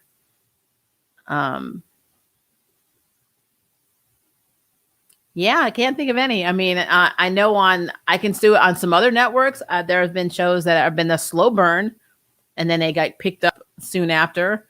But on the CW, no, it almost seems like they either start off very strong and lose steam, they start off pretty poorly and just die, or they just been mediocre the entire time. I mean, I've never had one that just really was amazing and then it was like, what happened? I will say season 2 of Batwoman, I guess I could use that as an excuse. When Ryan showed up the first episode, I was like, okay, I was engaged. The second episode, you can tell if you watch my streams, you can tell when I start losing steam. It's like it started getting very apparent to me that I was not watching Ryan, rather I was watching a woman become Kate. So I guess if you're going to ask me that question, I can't answer it, because I can't think of any shows that just started off poorly and then got better. It's always been the other way for me. I feel like any show that started with bad writing was left in the bin before they could get good writing developed. Yeah, I could see that. I can see that. If Psylocke comes into MCU, low-key hope they keep Oliver Munn. She was good casting. Yeah. I didn't watch the movie because I am not a Bryan Singer fan. But when I saw her initially, I thought, great. I just wish they gave her a British accent. Because if they're going for authenticity, then, and she's Betsy Braddock, then she would have a British accent. If they're going for her already being separated from Betsy and she's Quanon, then that's fine. In the Heights was great. I need to watch that. Guys, you just don't know. Maria, in your acting class, would you ever play a throwback young Kaide? A young Kaide from Inuyasha or Yashahime? Or Kaide from another series? I mean, I play all kinds of characters in my acting classes, so it depends. Into the Heights was not enough dark-skinned Latina representation and has even faced a lot of backlash due to it. Oh, really? See, I don't even know the plot. Like, I loved Hamilton. I saw Hamilton in Chicago. I loved it way before COVID. And so I was just happy that I was getting something from the same creator. So I didn't even realize that there was a thing. I don't even know who's in it. I've only seen like one trailer for it, but I like musicals. So that's sad. I started Owl House and I love Atypical. Owl House is amazing and I love Atypical. And I'm so sad that this is the last season, but at least we're getting the last season and hopefully it's going to be amazing. And I will be talking about it on this channel because I love Atypical. Hope you get time to review Benedict Society when you get the opportunity after you watch it. Yeah, I mean, if I can get through it, which hopefully I can, like I said, it's not that I don't want to. The problem with the algorithm of YouTube is by the time I'm able to sometimes watch things, the hype for this is gone. Now, I can do it for my own channel, and I probably will, because sometimes I just do videos for things that I like the Owl House. It doesn't matter if they don't do well. I like the series, so I'm going to keep talking about it. I like Power Rangers. I like Super Sentai. I like Satsu. Obviously, if you look around, you see I got stuff all in the background. I will talk about these things, even on some of the shows that people don't know, because I do that. I did that with Motherland Fort Salem before it became a thing. I think the only reason that Motherland Fort Salem became so popular is because of the queerness aspect of this series. Had they not had any characters that were queer, yeah, there probably would have been some people that loved it like Charmed, but it would not be where it is right now. And when I started doing the reviews, I didn't even know that these were characters that were going to be queer. I just thought the whole prospect of it was cool. And then it just kind of took off. And so now everybody knows what Motherland Fort Salem is. But there are so many series that are very good out there that nobody talks about and that nobody knows about. And it's because it doesn't have the representation they want. So it's weird. It's interesting. But yeah, it's a thing. It's a thing. I love Liz and Maria and Michael. I miss them so much. And Tess, justice for Tess. Tess was a very interesting character. I just didn't like the whole Max and Tess storyline. I didn't like that at all. And the Heights had a cast that had the whole spectrum of skin color. Did they see the same movie? Yeah, I don't know what's going on. Like, I haven't seen it, so I can't even contribute to this conversation. The entire reboot, I was like, we really need Tess, and I hope they Royal 4 original lives. And who did that? What comes into play in the reboot? I don't know. Max's character is going through a lot of stuff that's a little annoying, so I will agree with it's all over the place with Max. Even now in 2021, no one looks back on Roswell and they are like, they were whitewashed, probably because most people who watched it didn't read the books. Yeah, but it's interesting because, again, her name was always Liz Orteco. And when they actually announced Roswell, New Mexico, people were getting on Reddit and saying, oh, they had to make the main character Hispanic. And they had no idea that the main character was literally Hispanic the entire time. Hello, Roswell, New Mexico. I mean, it is so stupid.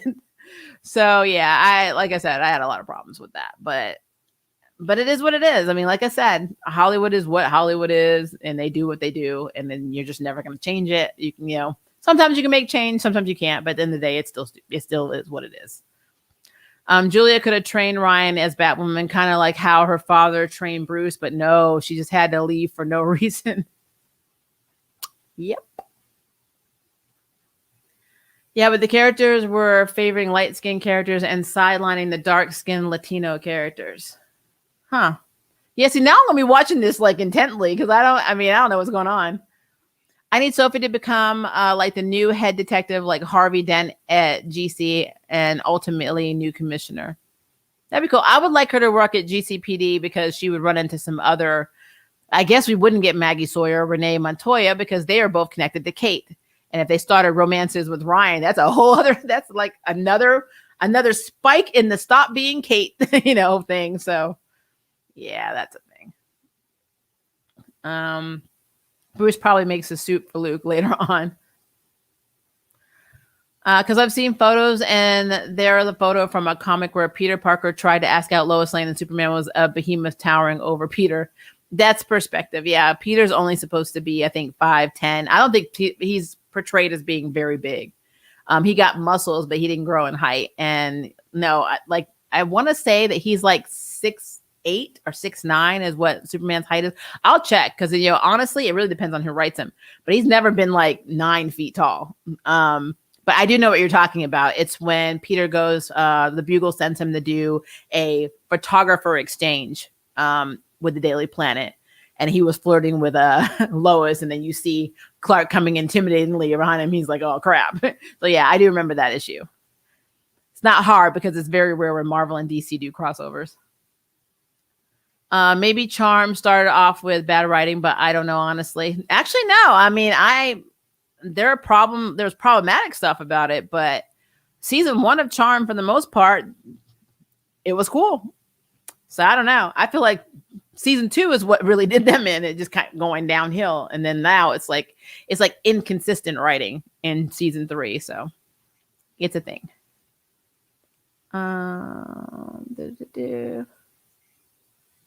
Sorry, it bumped up again. Why? Why can't you do it? Okay, let's see. Bruce's motherhood and fine. Titans need to take note because then Bruce would be in an ARP brochure. What is wrong with you? What is wrong with you? So they're not supposed to cast lighter skinned Latinos. I don't think asking a production made for and by Latinos is going to help the community. See, this is a struggle I've had my whole life, guys. Because, I'm light skinned and I'm half black and I'm ambiguous. And it's a struggle because colorism is a real thing, but you want to have equality and you want to feel like a real person. So it's like, I want to be able to say I'm a black character. I want to be able to say I'm a Native American. I want to say I'm Scottish.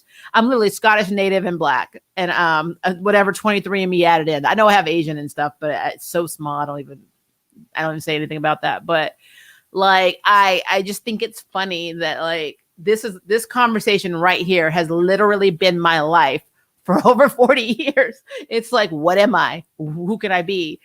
It's such an identity crisis. And colorism does not just exist between white and black and between, in interracial families. It is actually within minority groups, because I know a lot of my black friends who are darker, they hate lighter skinned people. A lot of light skinned people have issues with darker skinned people. And this whole colorism and caste system is so effing crazy to me.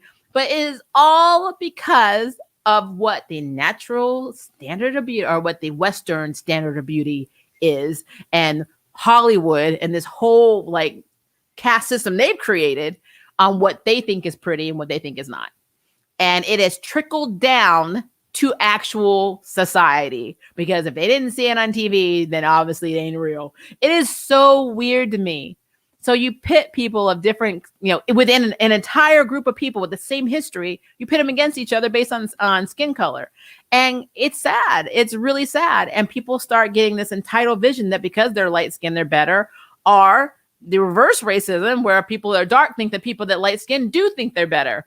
And it's such a crazy, it's so crazy to me. I'm telling you guys, 40 years I've been dealing with this crap. You were thinking 40 effing years. I'm talking, I went from not having and not being able to have a cell phone. We didn't have cell phones, to now having smartphones in 2021, driving around my car where there was no such thing as a GPS, and here I am. We have all this technological progress within my 40 years. I'm almost 45 years old, 40 years of active life. And nothing has changed. Not a damn thing has changed with this crap. Nothing. It is so frustrating to me. I'm sorry. I really hope the Quanon and Psylocke are kept separate in any adaptation. So do I. I really do. Now, there's nothing wrong with casting light-skinned Latinas, but sidelining and not showing dark-skinned Afro-Latinas enough can upset the community. I do agree with that. I think there should be equal representation among everybody, amongst all of the characters. But again, it's sad we have to have these conversations. It's so stupid. Inuyasha, yes. I would play Kaede, a younger Kaede, any day of the week. It took place in part of New York where it's predominantly dark-skinned and Afro-Latino people live. Wow. Yeah, that's a thing. I did see the article on backlash on the Heights, and that saddened me because I love musicals but can't watch it now on principle. I wish the film well, but being Afro-Latino. Wow. I know the struggle and it's generational, that struggle. So no, I can't be. I wish the project well and hope better comes. It's crazy. But I think you'll like the movie. It's not bad. It's pretty good. In fact, it's gotten really good ratings. The backlash is the only negative. Most Latinas from the Caribbean, such as the actors in the film, have African ancestry and don't just have one look. In the Heights was all over the news for the casting and using the darker skinned Latinos for minor roles, dancing and like beauticians. So just Google it or YouTube. It made the view. Oh, wow. I tell you, I miss all the controversy. You should start a TikTok and do bite-sized reviews for shows you don't have time to review on. I didn't even realize people use TikTok for that. I'm gonna be real with you. I'm gonna be real with you, real life, true, real talk. I have never looked at TikTok. I mean, never looked at it. Maybe I'm showing my age. I just haven't. I don't know. I never had a desire to. But who knows? Who knows what could happen? Somebody told me to do this on Twitch. Like, just start doing mini reviews on Twitch. And I'm like, what would I do on Twitch? So I don't know. It's a thing. Most of the Latinos who I know saw In the Heights thought that the film really called attention to our struggles and history. Yeah, but a lot of the actors were on the lighter side of the spectrum because the main character's best friends, even though he wasn't Latino. Huh. Wow, I did not realize that this was a thing. I'm sorry. I guess I'm just being educated in this stream. We don't need Ryan to have Kate's leftovers. Exactly. You need to talk to the showrunner. I wish I could talk to the showrunner. Oh, you have no idea. Sadly, it's basically colorism in both the Black, Latino, and blended communities. And hopefully this is a teachable moment, which production did come out and say it was to do better. Well, I mean, I don't think they went into it thinking that way, but I mean, I don't know. Like I said, I don't have any insight on how they cast this thing. I don't know anything about this at all. I've seen one trailer for this movie. I liked how Charm had Gavin, who did call himself an Afro-Latino, and I thought it was nice to have that representation alongside Macy and Maggie. Yeah. And like I said, it's... Yeah, I have to curb that conversation because I keep saying, I know I've said this a million times, but like, I don't understand why there's not a lot of backlash for the casting of Macy and Maggie not being cast by actresses who represent the Latina and Hispanic community, because these are two actresses that have no Hispanic and Latina in them at all. It's basically like having the original Kung Fu series with David Carradine portraying a half Chinese man when he is actually white and French and Dutch and had no Asian in him whatsoever. I don't understand. I guess I don't understand how cultural appropriation works and why it only applies to some people. I don't understand how that works. I'm confused. Somebody should educate me on this. I'm asking this. Real talk. I'm asking what is cultural appropriation and why does it only apply to some people? That's what I need to know. Colorism affects all skin tones of people of color. White people are the only ones exempt from it. I feel like the Black community really hit this topic a few years ago, and now Latina and Asian communities are starting to have these conversations in public eye. Yeah, it's easier now. Like it's easier with all the trauma and all the crap happening. It's a lot easier to be more transparent. So I will agree with that. The conversations are happening. I hear you about the colorism thing, Maria. It's it drives me nuts. Hit Hollywood hard thanks to VH1 claims. VH1 is, I haven't heard VH1 in a long time, to be honest with you. I haven't watched that thing in years. Don't get me wrong, the film was really awe-inspiring to me. It's just the issue was brought up later and I kind of noticed it. Yeah, I can see that. Even compared to Lois, there was a substantial difference in height. Well, I mean, Lois is not extremely tall herself. She's like 5'6" or 5'7" in the comics. I'm wishing the best for everyone and compassion, understanding, and honest looks on why and how we see beauty standards. Yeah, I don't understand that at all. This is, like I said, this Western world. It's just a mess. Most of the cast was between dark and light skinned. Technically, Mandela Mantock is Afro-Caribbean, so I guess she's of Latina ancestry, but it's so weird to me. So technically, Maggie isn't off the hook. Well, Madeline even said herself that she's half Jamaican and half English or French, something like that. So technically, she said herself she does not have any Latina ancestry in an interview, and she was scared to take the role because she was scared that when she tried to speak Spanish that she would be misrepresenting them. So that has always been something she was very hesitant about. And you can find it. You can actually Google the interview. If I can find it, I'll try and link it. But I remember seeing that she had said she's portraying this culture and she was scared that she was not going to do it justice because she's not, which brings me back to cultural appropriation. So it's really weird. Well, they are half black in the series, but that doesn't mean they're half Hispanic. I'm never going to be a person that says my blackness outweighs your Asianness or your Hispanicness or anything else. Everybody has the right to be represented the way they want to be represented, which is why as somebody who grew up mixed, not seeing mixed people, interracial families in TV shows. My introduction to interracial, families, honestly, besides the Jeffersons, with that one couple who was Lenny Kravitz's parents in real life, was the Cosby Show, realizing that Denise and Lisa's actresses were actually like me, and Raven Simone were actually like me, but they weren't playing interracial kids or mixed kids. They were playing black kids. And now today, if you were to cast these three actresses in another version of something like the Cosby Show, then they would call out colorism. That is the reality of that situation. As a mixed person who claims their blackness, I cannot play this role because I don't look darker. I look ambiguous. So then that's a call out. That is something I have learned. I have had to accept because that is the world around me.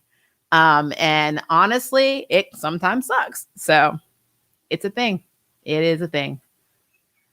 Culture appropriation applies when there are colonial relationships between an hegemonic culture and the oppressed culture, or when one group enjoys the benefits of another culture while exploiting it. So the same argument is made in comic book characters and other TV shows and other movies, and it just feels like I feel like if you're going to have cultural appropriation with one person for doing this, it needs to be across the board. I don't understand why there's none. I don't get it. Are people of Latina ancestry, Hispanic ancestry not upset at the fact that these two characters are not actually half Hispanic or Latina? I'm curious. I'm not trying to start any controversy or drama. I just really want to know, because it's always something that is interesting to me. Because again, like I just said, as somebody who is half black, who actually should be able to say, hey, I'm black. If I go into a situation and where I'm cast an all dark-skinned family and I look like this, I'm going to get called out on Twitter and all these other places because why'd they have to cast this white-looking girl? And I'm telling the truth. I'm telling the truth. Don't act like that's not what's going to happen, because that is what's going to happen. So it's a thing. It is a thing. I wouldn't say nothing has changed. I mean, it's not as severe and they don't publicly hang you for being different anymore. It's still an issue, but baby steps is still movement, I guess. It also depends on where you live, because again, I live in the South and the South is a whole other beast. Things that you think are progressive are not progressive where I live. I live in a small like subsection of a cultural diverse area amongst a very, very entitled society. Let's put it that way. And it is not good. It is not good to be different here. It's not good really to be a minority here, even though this city is 61% Black. You would never know it. We have a pretty large LGBT community, but the LGBT community is literally limited to the section of the city that I live in. Anywhere outside of the city is dangerous to be in. So it depends on where you live. And I'm just going to put that out there. Why would she even speak Spanish if she grew up with the Black side of her family? Now, Macy, no, Macy shouldn't. I'm just saying, like, but I don't understand Maggie's character at all. Because Maggie grew up with a mother who is Latina, a sister who speaks Spanish. That doesn't make any sense to me. That will never make sense to me. Ray, who she thought was her dad, is actually Hispanic too. So 2 Hispanic parents, a Hispanic sister, and no Spanish at all. That's very, very weird. But they had to do that because the actress is not Latina. So, I mean, that, like I said, this is a conversation that is very interesting to me. It is very interesting to me. And I think when I do the collaboration with with my other YouTuber, who is from the UK, you're going to see a very different perspective of how things are seen over there versus how things are seen over here, because it is very different. It actually shocked me how different it is. So it's a thing. There is different types of content on TikTok. People might make fun of dancing and lip syncing, and there's some real creativity on the app, and some do reviews. I'll have to check it out. Like I said, I've never even downloaded the app. I've never seen a TikTok video. So I'm old. I'm sorry. I mean, oldness is a thing. But I'm trying. Hello, Nick. How are you? Yeah, we had a good talk about Batwoman again, and of course The Flash and Legends of Tomorrow. It's a thing. It is a thing. Jamar Hatcher, you need to talk to the showrunner. I need to look Jamar up. Is your chair really comfy? It can be. Can be. Depends on what's happening with my medical issue, because it affects my back sometimes. So if you see me leaning forward, it's not that my chair is not great. It's just that my back doesn't want to touch it. So, yeah. But for the most part, it's not bad. It's not bad. And again, I'm sorry if you just joined the stream late. I had to turn this light off because it was making my head hurt a lot. So that's why I'm a little, like, the atmosphere is a little darker. But I do think the background looks kind of cool. So there's that. I like how the lights look in the back. Cultural appropriation is a social science term, and a large part of the confusion is that many people who aren't literate in that field throw the term around incorrectly. That's yeah. They throw a lot of things around that they don't understand. Like, people get in their feelings very, very easily, and it's really funny to me. Sometimes TikTok videos will show up on your YouTube. Okay. I guess, well, to be fair, I don't go looking for things. So, like, I subscribe to some people and I have, like, stuff that I watch, but it's normally things that I'm, like, Googling or into. So maybe that's why I've managed to miss these TikTok videos. I guess I need to stop being old and check it out. The Ionosphere would be a cool place to visit, honestly, in a space shoot. Do you think I could charge my phone up there? I think Evil Jen can. JJ. Did you see Maggie's friends? She was probably like me, rebelled and had white friends and Asians more. Wait, her friends in the series or her friends in the actress, Sarah Jeffries' real friends? What are you talking about? I'm confused. We are almost at 2 hours too. So we're going to end about 6.5 minutes. We are going to call it quits, because I think that's probably all my eyes can handle from these 2 lights here that are burying into my brain. But now I don't think that. Are you talking about like Sarah Jeffries' Instagram? I'm confused. I'm like, no, people rebel culturally and so completely embracing, go all in. No, people rebel culturally. Let me see if I can work that out, Ray. I'm trying to figure out what you're talking about. Notice no one cares about corporate cultural appropriation. No one complains about anyone eating McDonald's or wearing Nikes. I'm gonna tell you this: as somebody who was born overseas and who's lived a lot of places, a few different countries, I did not experience and understand racism, discrimination, segregation until I moved to the States. And that is 100% true. It's just this country. I don't know what it is. It's a thing. I don't know. The content is like 3-minute videos, and it's much easier to grow on there. I have 300 subs on YouTube, but 13K on TikTok. That's cool. You have to pop your TikTok name down below, Madness, because first I have to get the app, though, because I don't have the app on my phone. And my new Samsung phone is coming, though. I'm getting it, I think, on Friday. So I think it's the S21, or I don't know. Right now I have an Edge 8. So that should tell you how old I am. Here's the thing, guys. They said Maggie was a good daughter, which differed from Phoebe. So Maggie probably was more of a black sheep instead of a rebel. Oh, okay. And that's fine. I guess I just don't understand. I don't understand Maggie not being more culturally aware of her culture. Like I said, with me, my dad's father is Apache Indian. His mother was black. My mother was born and raised in Aberdeenshire, Scotland. Lived there mostly her entire life. And so these are drastically different cultures. So for me, bringing these 3 cultures into in one house, it's what do you teach your child? So I learned a little bit about everything. I love soul food. I love Scottish scallion pancakes. I've been to powwows. I've done in Bali, all that stuff. So I've had experience with all of them, but I can't say I'm completely immersed in any of it because, again, I had a mixed household. But Maggie was raised Hispanic because she didn't know Dexter was her dad. So then please explain to me why she has no connection to that part of her. When her sister speaks Spanish, her mother spoke Spanish, and her dad spoke Spanish. Why was she singled out as not knowing any of this stuff? It's weird. It's just weird to me. It's a weird thing. I think cultural appropriation depends on intent.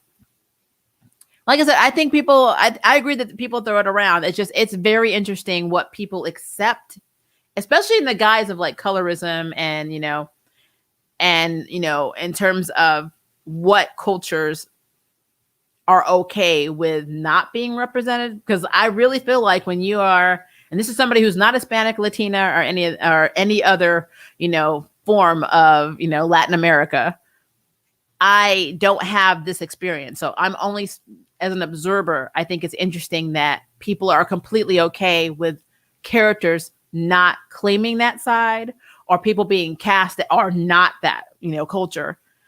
For case in point, Miles Morales, he's always like, we finally got a black Spider-Man, but isn't he African?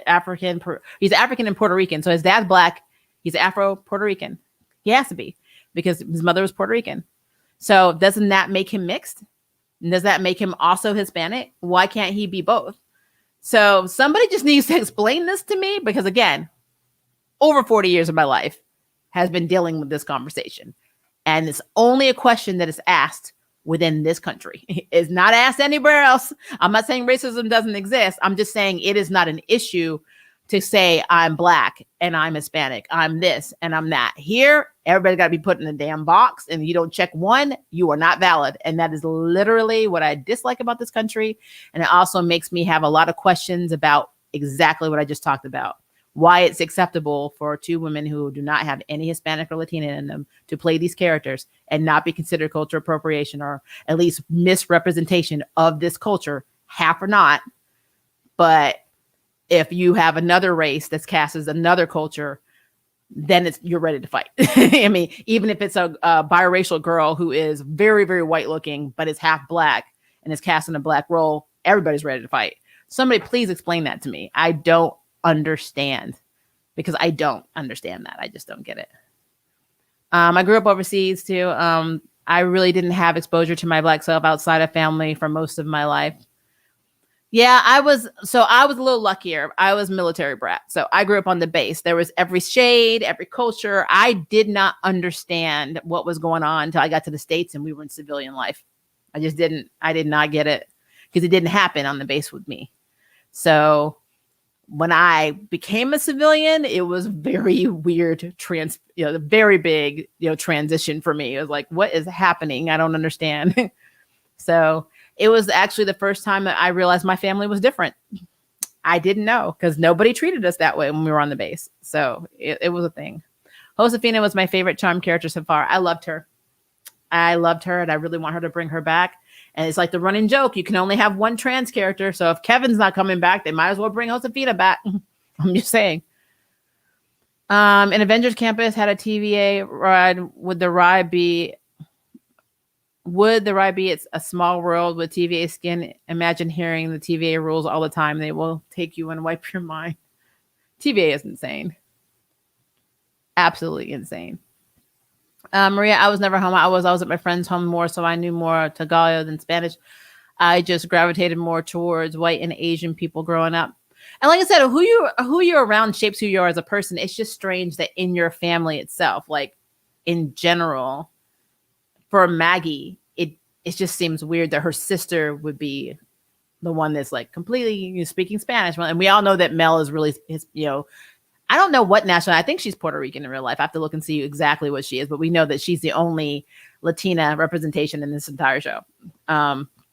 And it's just it's always been interesting to me. You're going to hear more about this. Like I said, we're going to get in depth with this in this collaboration because it's just something that I don't understand. And it's something that my fellow collaborator has never had to go through based on where she lives. And so it's interesting. It is very interesting. Better not stray from the line or we'll prune you for all time in the small world melody hearing in my head. Oh, Lord. All right. One or two more questions because I want to make sure. I know we like to talk about side stuff. And I was looking at the time code, so I'm probably going to say the first hour is pretty much the review, maybe an hour and a half, and the rest is just us talking. So I'll put that in the edit. So people will be like, it's 2 hours long and you stop talking about Arrowverse. Ray was never around. He was when they were little, but the mother was always around and her sister was always around. Again, like I said, this is just something I don't understand. Puerto Ricans are of mixed European, Native, and African ancestry. True. That is absolutely true. Which is so funny because in my 23andMe, I thought I was going to have a little of, Hispanic or sometime of Latina in me. But I got matched to St. Elizabeth Parish in Jamaica, got really excited about that. And then they broke it down even further and found out that I was Chinese in Japan. I'm in the small subset of Chinese people that were in Jamaica. And I'm like, really? I'm like, you freaking kidding me right now. So yeah, I just missed the mark, guys. The closest, no, not even close, because that's more Indian, Northern Indian. Bengali is probably the closest I have to feeling more exotic. I don't know. As someone who has parents that speak the same foreign language and whose older sisters even understand and can speak the language fluently, I kind of get Maggie because my parents weren't already fluent. Because my parents weren't. In English by the time I was, okay, that makes sense. In English by the time I was born, so there was no need to teach it. Okay, so like I said, I do understand that. I just don't understand because her and Mel are not that far apart in age. Why was Mel so exposed to Spanish and Maggie wasn't? Because I don't feel like the younger sister would not have been exposed. I don't get that. I don't get that. I really don't. She's coming back next episode to help Mel when she goes into labor. Wait, who is? Who's coming back next season? I missed something. The elite want us lower classes to always fight so we don't overthrow them. I do believe that there is, I'm not a conspiracy theorist, but I do think that there definitely is an issue when you have a subset of people who are the 1% who just, have everything and then we fight like nonstop. It's a very big distraction to what's really happening in the world. And it's something that we've seen throughout history. So I can't even say that's a conspiracy theory. People with power and money have always dominated and made people that did not have as much fight and distract themselves from what's really happening around them. So yeah, I'm not 100% against that statement. My brother and sister are completely opposite me, opposite crowd bet, and went to HBCUs while I was into rock and alternative music. Nothing wrong with that. I grew up listening to all kinds of stuff. My father listened to the Beatles, and my mother listened to Motown. It was complete role reversal. In some ways, my very pale Scottish mother was blacker than my dad. I mean, my mother named me Makisha legally, my white mother, and my father wanted to name me Carol Ann from Poltergeist. So I understand. See, music taste, movies that have been labeled as black and white, that is a construct by this country. There is no such thing. Yes, there have been cultural developments in dance. Like I know a lot of dance and food and everything that makes this country diverse has come from minorities, especially Africa, because especially during slavery, you had no choice but to come up with your own food and dance and ways of communicating. That's never going to be disputed. But to tell somebody you cannot be into something based on your race, your culture, blah, blah, blah, I just find that completely, it's BS. So yeah, there's nothing wrong with that. I have Blurred Without Fear, very good friend of mine. I know some of you are subscribed to his channel. He will tell you we're not that far apart in age. Growing up, especially in Memphis, Tennessee, when you were in the comic books in high school, you were considered white. And that's just what it was. You were nerdy, you were white, you were not black. I don't know what that was about, but that has been something that has happened. If you're into role-playing games, if you play board games, why are you like this? What is wrong with you? It's just you lose your black card. And I've never been able to understand that. So you do not have to have a certain skin color or you don't have to be a certain race, ethnicity, blah, blah, to like what the hell you like. That is BS. So whatever. I'm in my 40s. I watch cartoons. I don't care. I watch the Power Rangers. I don't care. My whole motto behind that is if you don't like what I like, then you can kiss one of my butt cheeks and move on. Pick which one you want and move on. So that's what I think everybody should do. Like what you like and don't listen to anybody. Don't care. Don't care what people say. Why bother?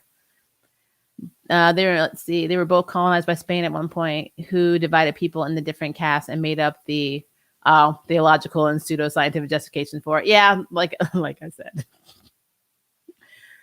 Maria, some of it's assimilation, which a lot of immigrant families go through, and some people really want to embrace pop culture and some embrace their particular ethnic culture. And like I said, there's nothing wrong. There's a difference between having pride for your culture and what your culture is contributing. Again, my daddy loved soul food, was not as in touch with his native side because his dad was married a lot of times. My father was one of 21 kids. So, that should tell you right there. Not all by the same mamas. But I grew up eating soul food, but I also grew up eating British food. So like I've had exposure to both, and I love soul food. I love, for the most part, not all Scottish food, but I love some of the Scottish food. There is a level of pride saying that this is your culture. It's harder when you're mixed because you don't fit in a way. You don't feel like you fit in on either side, because either side, especially if you're ambiguous, you don't look like either side. So it's like harder. Like when I look at my cousins on Facebook on my mother's side, I'm like, we look nothing alike. It's just like how, we don't even look like we're related, but we are. We're first cousins. So it's like, it's a thing. Language, culture, all of that stuff is very personal to you. It's something you can have pride in. No one's saying that that's not a thing. My problem is when people like something that's in your culture, or like something that's just the general populace, like pop music, rock music, rap music, R&B, and you say, well, you can only like this based on your race or ethnicity or whatever. And I just call that BS. I can't help it. It's just stupid. It does not take away your minority card. It does not it's never going to make a white person blacker to listen to rap. It's not going to make a black person whiter if you like, playing like any board games out there, like, Dark Heresy or whatever. You're not going to change who you are. It's just stupid. It's always been stupid to me. So I don't know. It's dumb. The Italian language always to me sounded closer to Hispanic than anything else. I mean, a lot of languages have roots in Latin and other, basic language. I mean, honestly, English is like a mosh posh of a lot of stuff. It's why it's one of the hardest languages to learn. Ironically, I have a feeling that most I don't want to say racism, but shunned by Black people and authorized. I always just been me and a nerd and have my cartoons. Yeah, like I said, I don't get it. And again, this is always a certain, there are certain people within certain ethnicity groups that do this to each other within their own group. I don't know why this is. I like I said, colorism, this whole segregated thing, I will never understand it. And again, being in the South or living in the South has been an interesting life experience for me. And it's a thing. But again, I'm a military brat. And so, I lived all over, and like the experiences that have been the most negative for me have been in the States, and most of them have been in the South. And some of the attitudes, some of the like opinions that are still very prevalent here in the South are the same that basically you saw back during the Civil War. It's just what it is. I could do an entire video about living in the South as a minority and a queer woman, because it's a thing. It is something that, you struggle with. And it's sad. Even in 2021, we're still having the same issues we had hundreds of years ago. It's just stupid. Yes, I have tried haggis. You see that?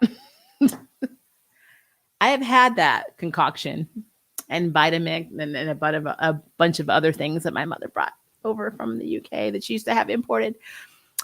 I'm going to leave it at that. I'm going to leave it right there. I'm really enjoying this conversation, guys. We are over 2 hours and 10 minutes. And I think that I'm going to have to do I won't call it a members only. It'll be a preview to a members only. So this will be for us where we just have a day where we just talk about whatever for a couple of hours. Because I really want to see how that goes, because we do like to get into a lot of good side conversations on these reviews. And I know I need to cut those down because we're over 2 hours. So I will put in there to everybody the first hour to an hour and a half. And I'll make sure I'll go through the timeline to see when we stop talking about Arrowverse. This is the Arrowverse conversation, and the rest is just us talking, so that people won't have to go through and be like, this is 2 hours and 11 minutes long. What is happening? But again, I really enjoy talking to you guys, so I don't want you to feel like you can't talk. You are free to put whatever in the comments. You know that. It's fine. I am completely here with that. And again, I like having these conversations because honestly, this is how the world becomes better. You communicate with each other, whether you agree or you don't. Communication is a good thing. So I'm not going to hate on anybody's opinions. Even if you feel like I'm coming at you, I promise you I'm not. I like to banter. So, I mean, I'm always going to, if I believe in something, I'm going to debate, and I expect you to do the same thing. So it's just what it is. But yeah, I really, really enjoyed this stream. We are going to have the videos I told you about. We're definitely doing a Republic of Sarah video. I'm going to do it as a video and not as a stream because, it's a lot easier. Kung Fu may still be a stream though. I'm going to watch that in a second. I really need to do something with my headache though, because these lights are bothering me. But I do, again, appreciate you guys hanging out with me for Arrowverse Wednesday. And we will this is going to be a normal spot for this for a while. As long as Motherland Fort Salem is on Tuesday night, we are definitely doing that. And honestly, I think most of the shows are going on hiatus again. So, but we will have Superman and Lois on July 13th. I think that's coming back. So we'll see. I just don't know if the Flash will be new then. So we'll see what happens with that. But yeah, we are going to have lots and lots of fun, guys, just chatting away about all of the on-crackness that is the Arrowverse, because quite frankly, there is a lot to talk about, especially in Legends of Tomorrow, because I love that show. So we will talk about that, and Supergirl should be coming, and I know Stargirl's coming soon too. So be on the lookout. We're going to be substituting shows around a lot for these reviews for Arrowverse, just based on their crazy schedule, but we will get it done. And if this is your evening, guys, have a good night, because I know I'll be keeping you guys a little later, at least on my time. It's 8:50, almost 9 p.m. here. So if you're going to work tomorrow, school tomorrow, or wherever you're going, have a very good night. If this is day for you, good morning, good afternoon, have a very good day. And I will see you at our next stream, which should be tomorrow for Kung Fu. All right, bye.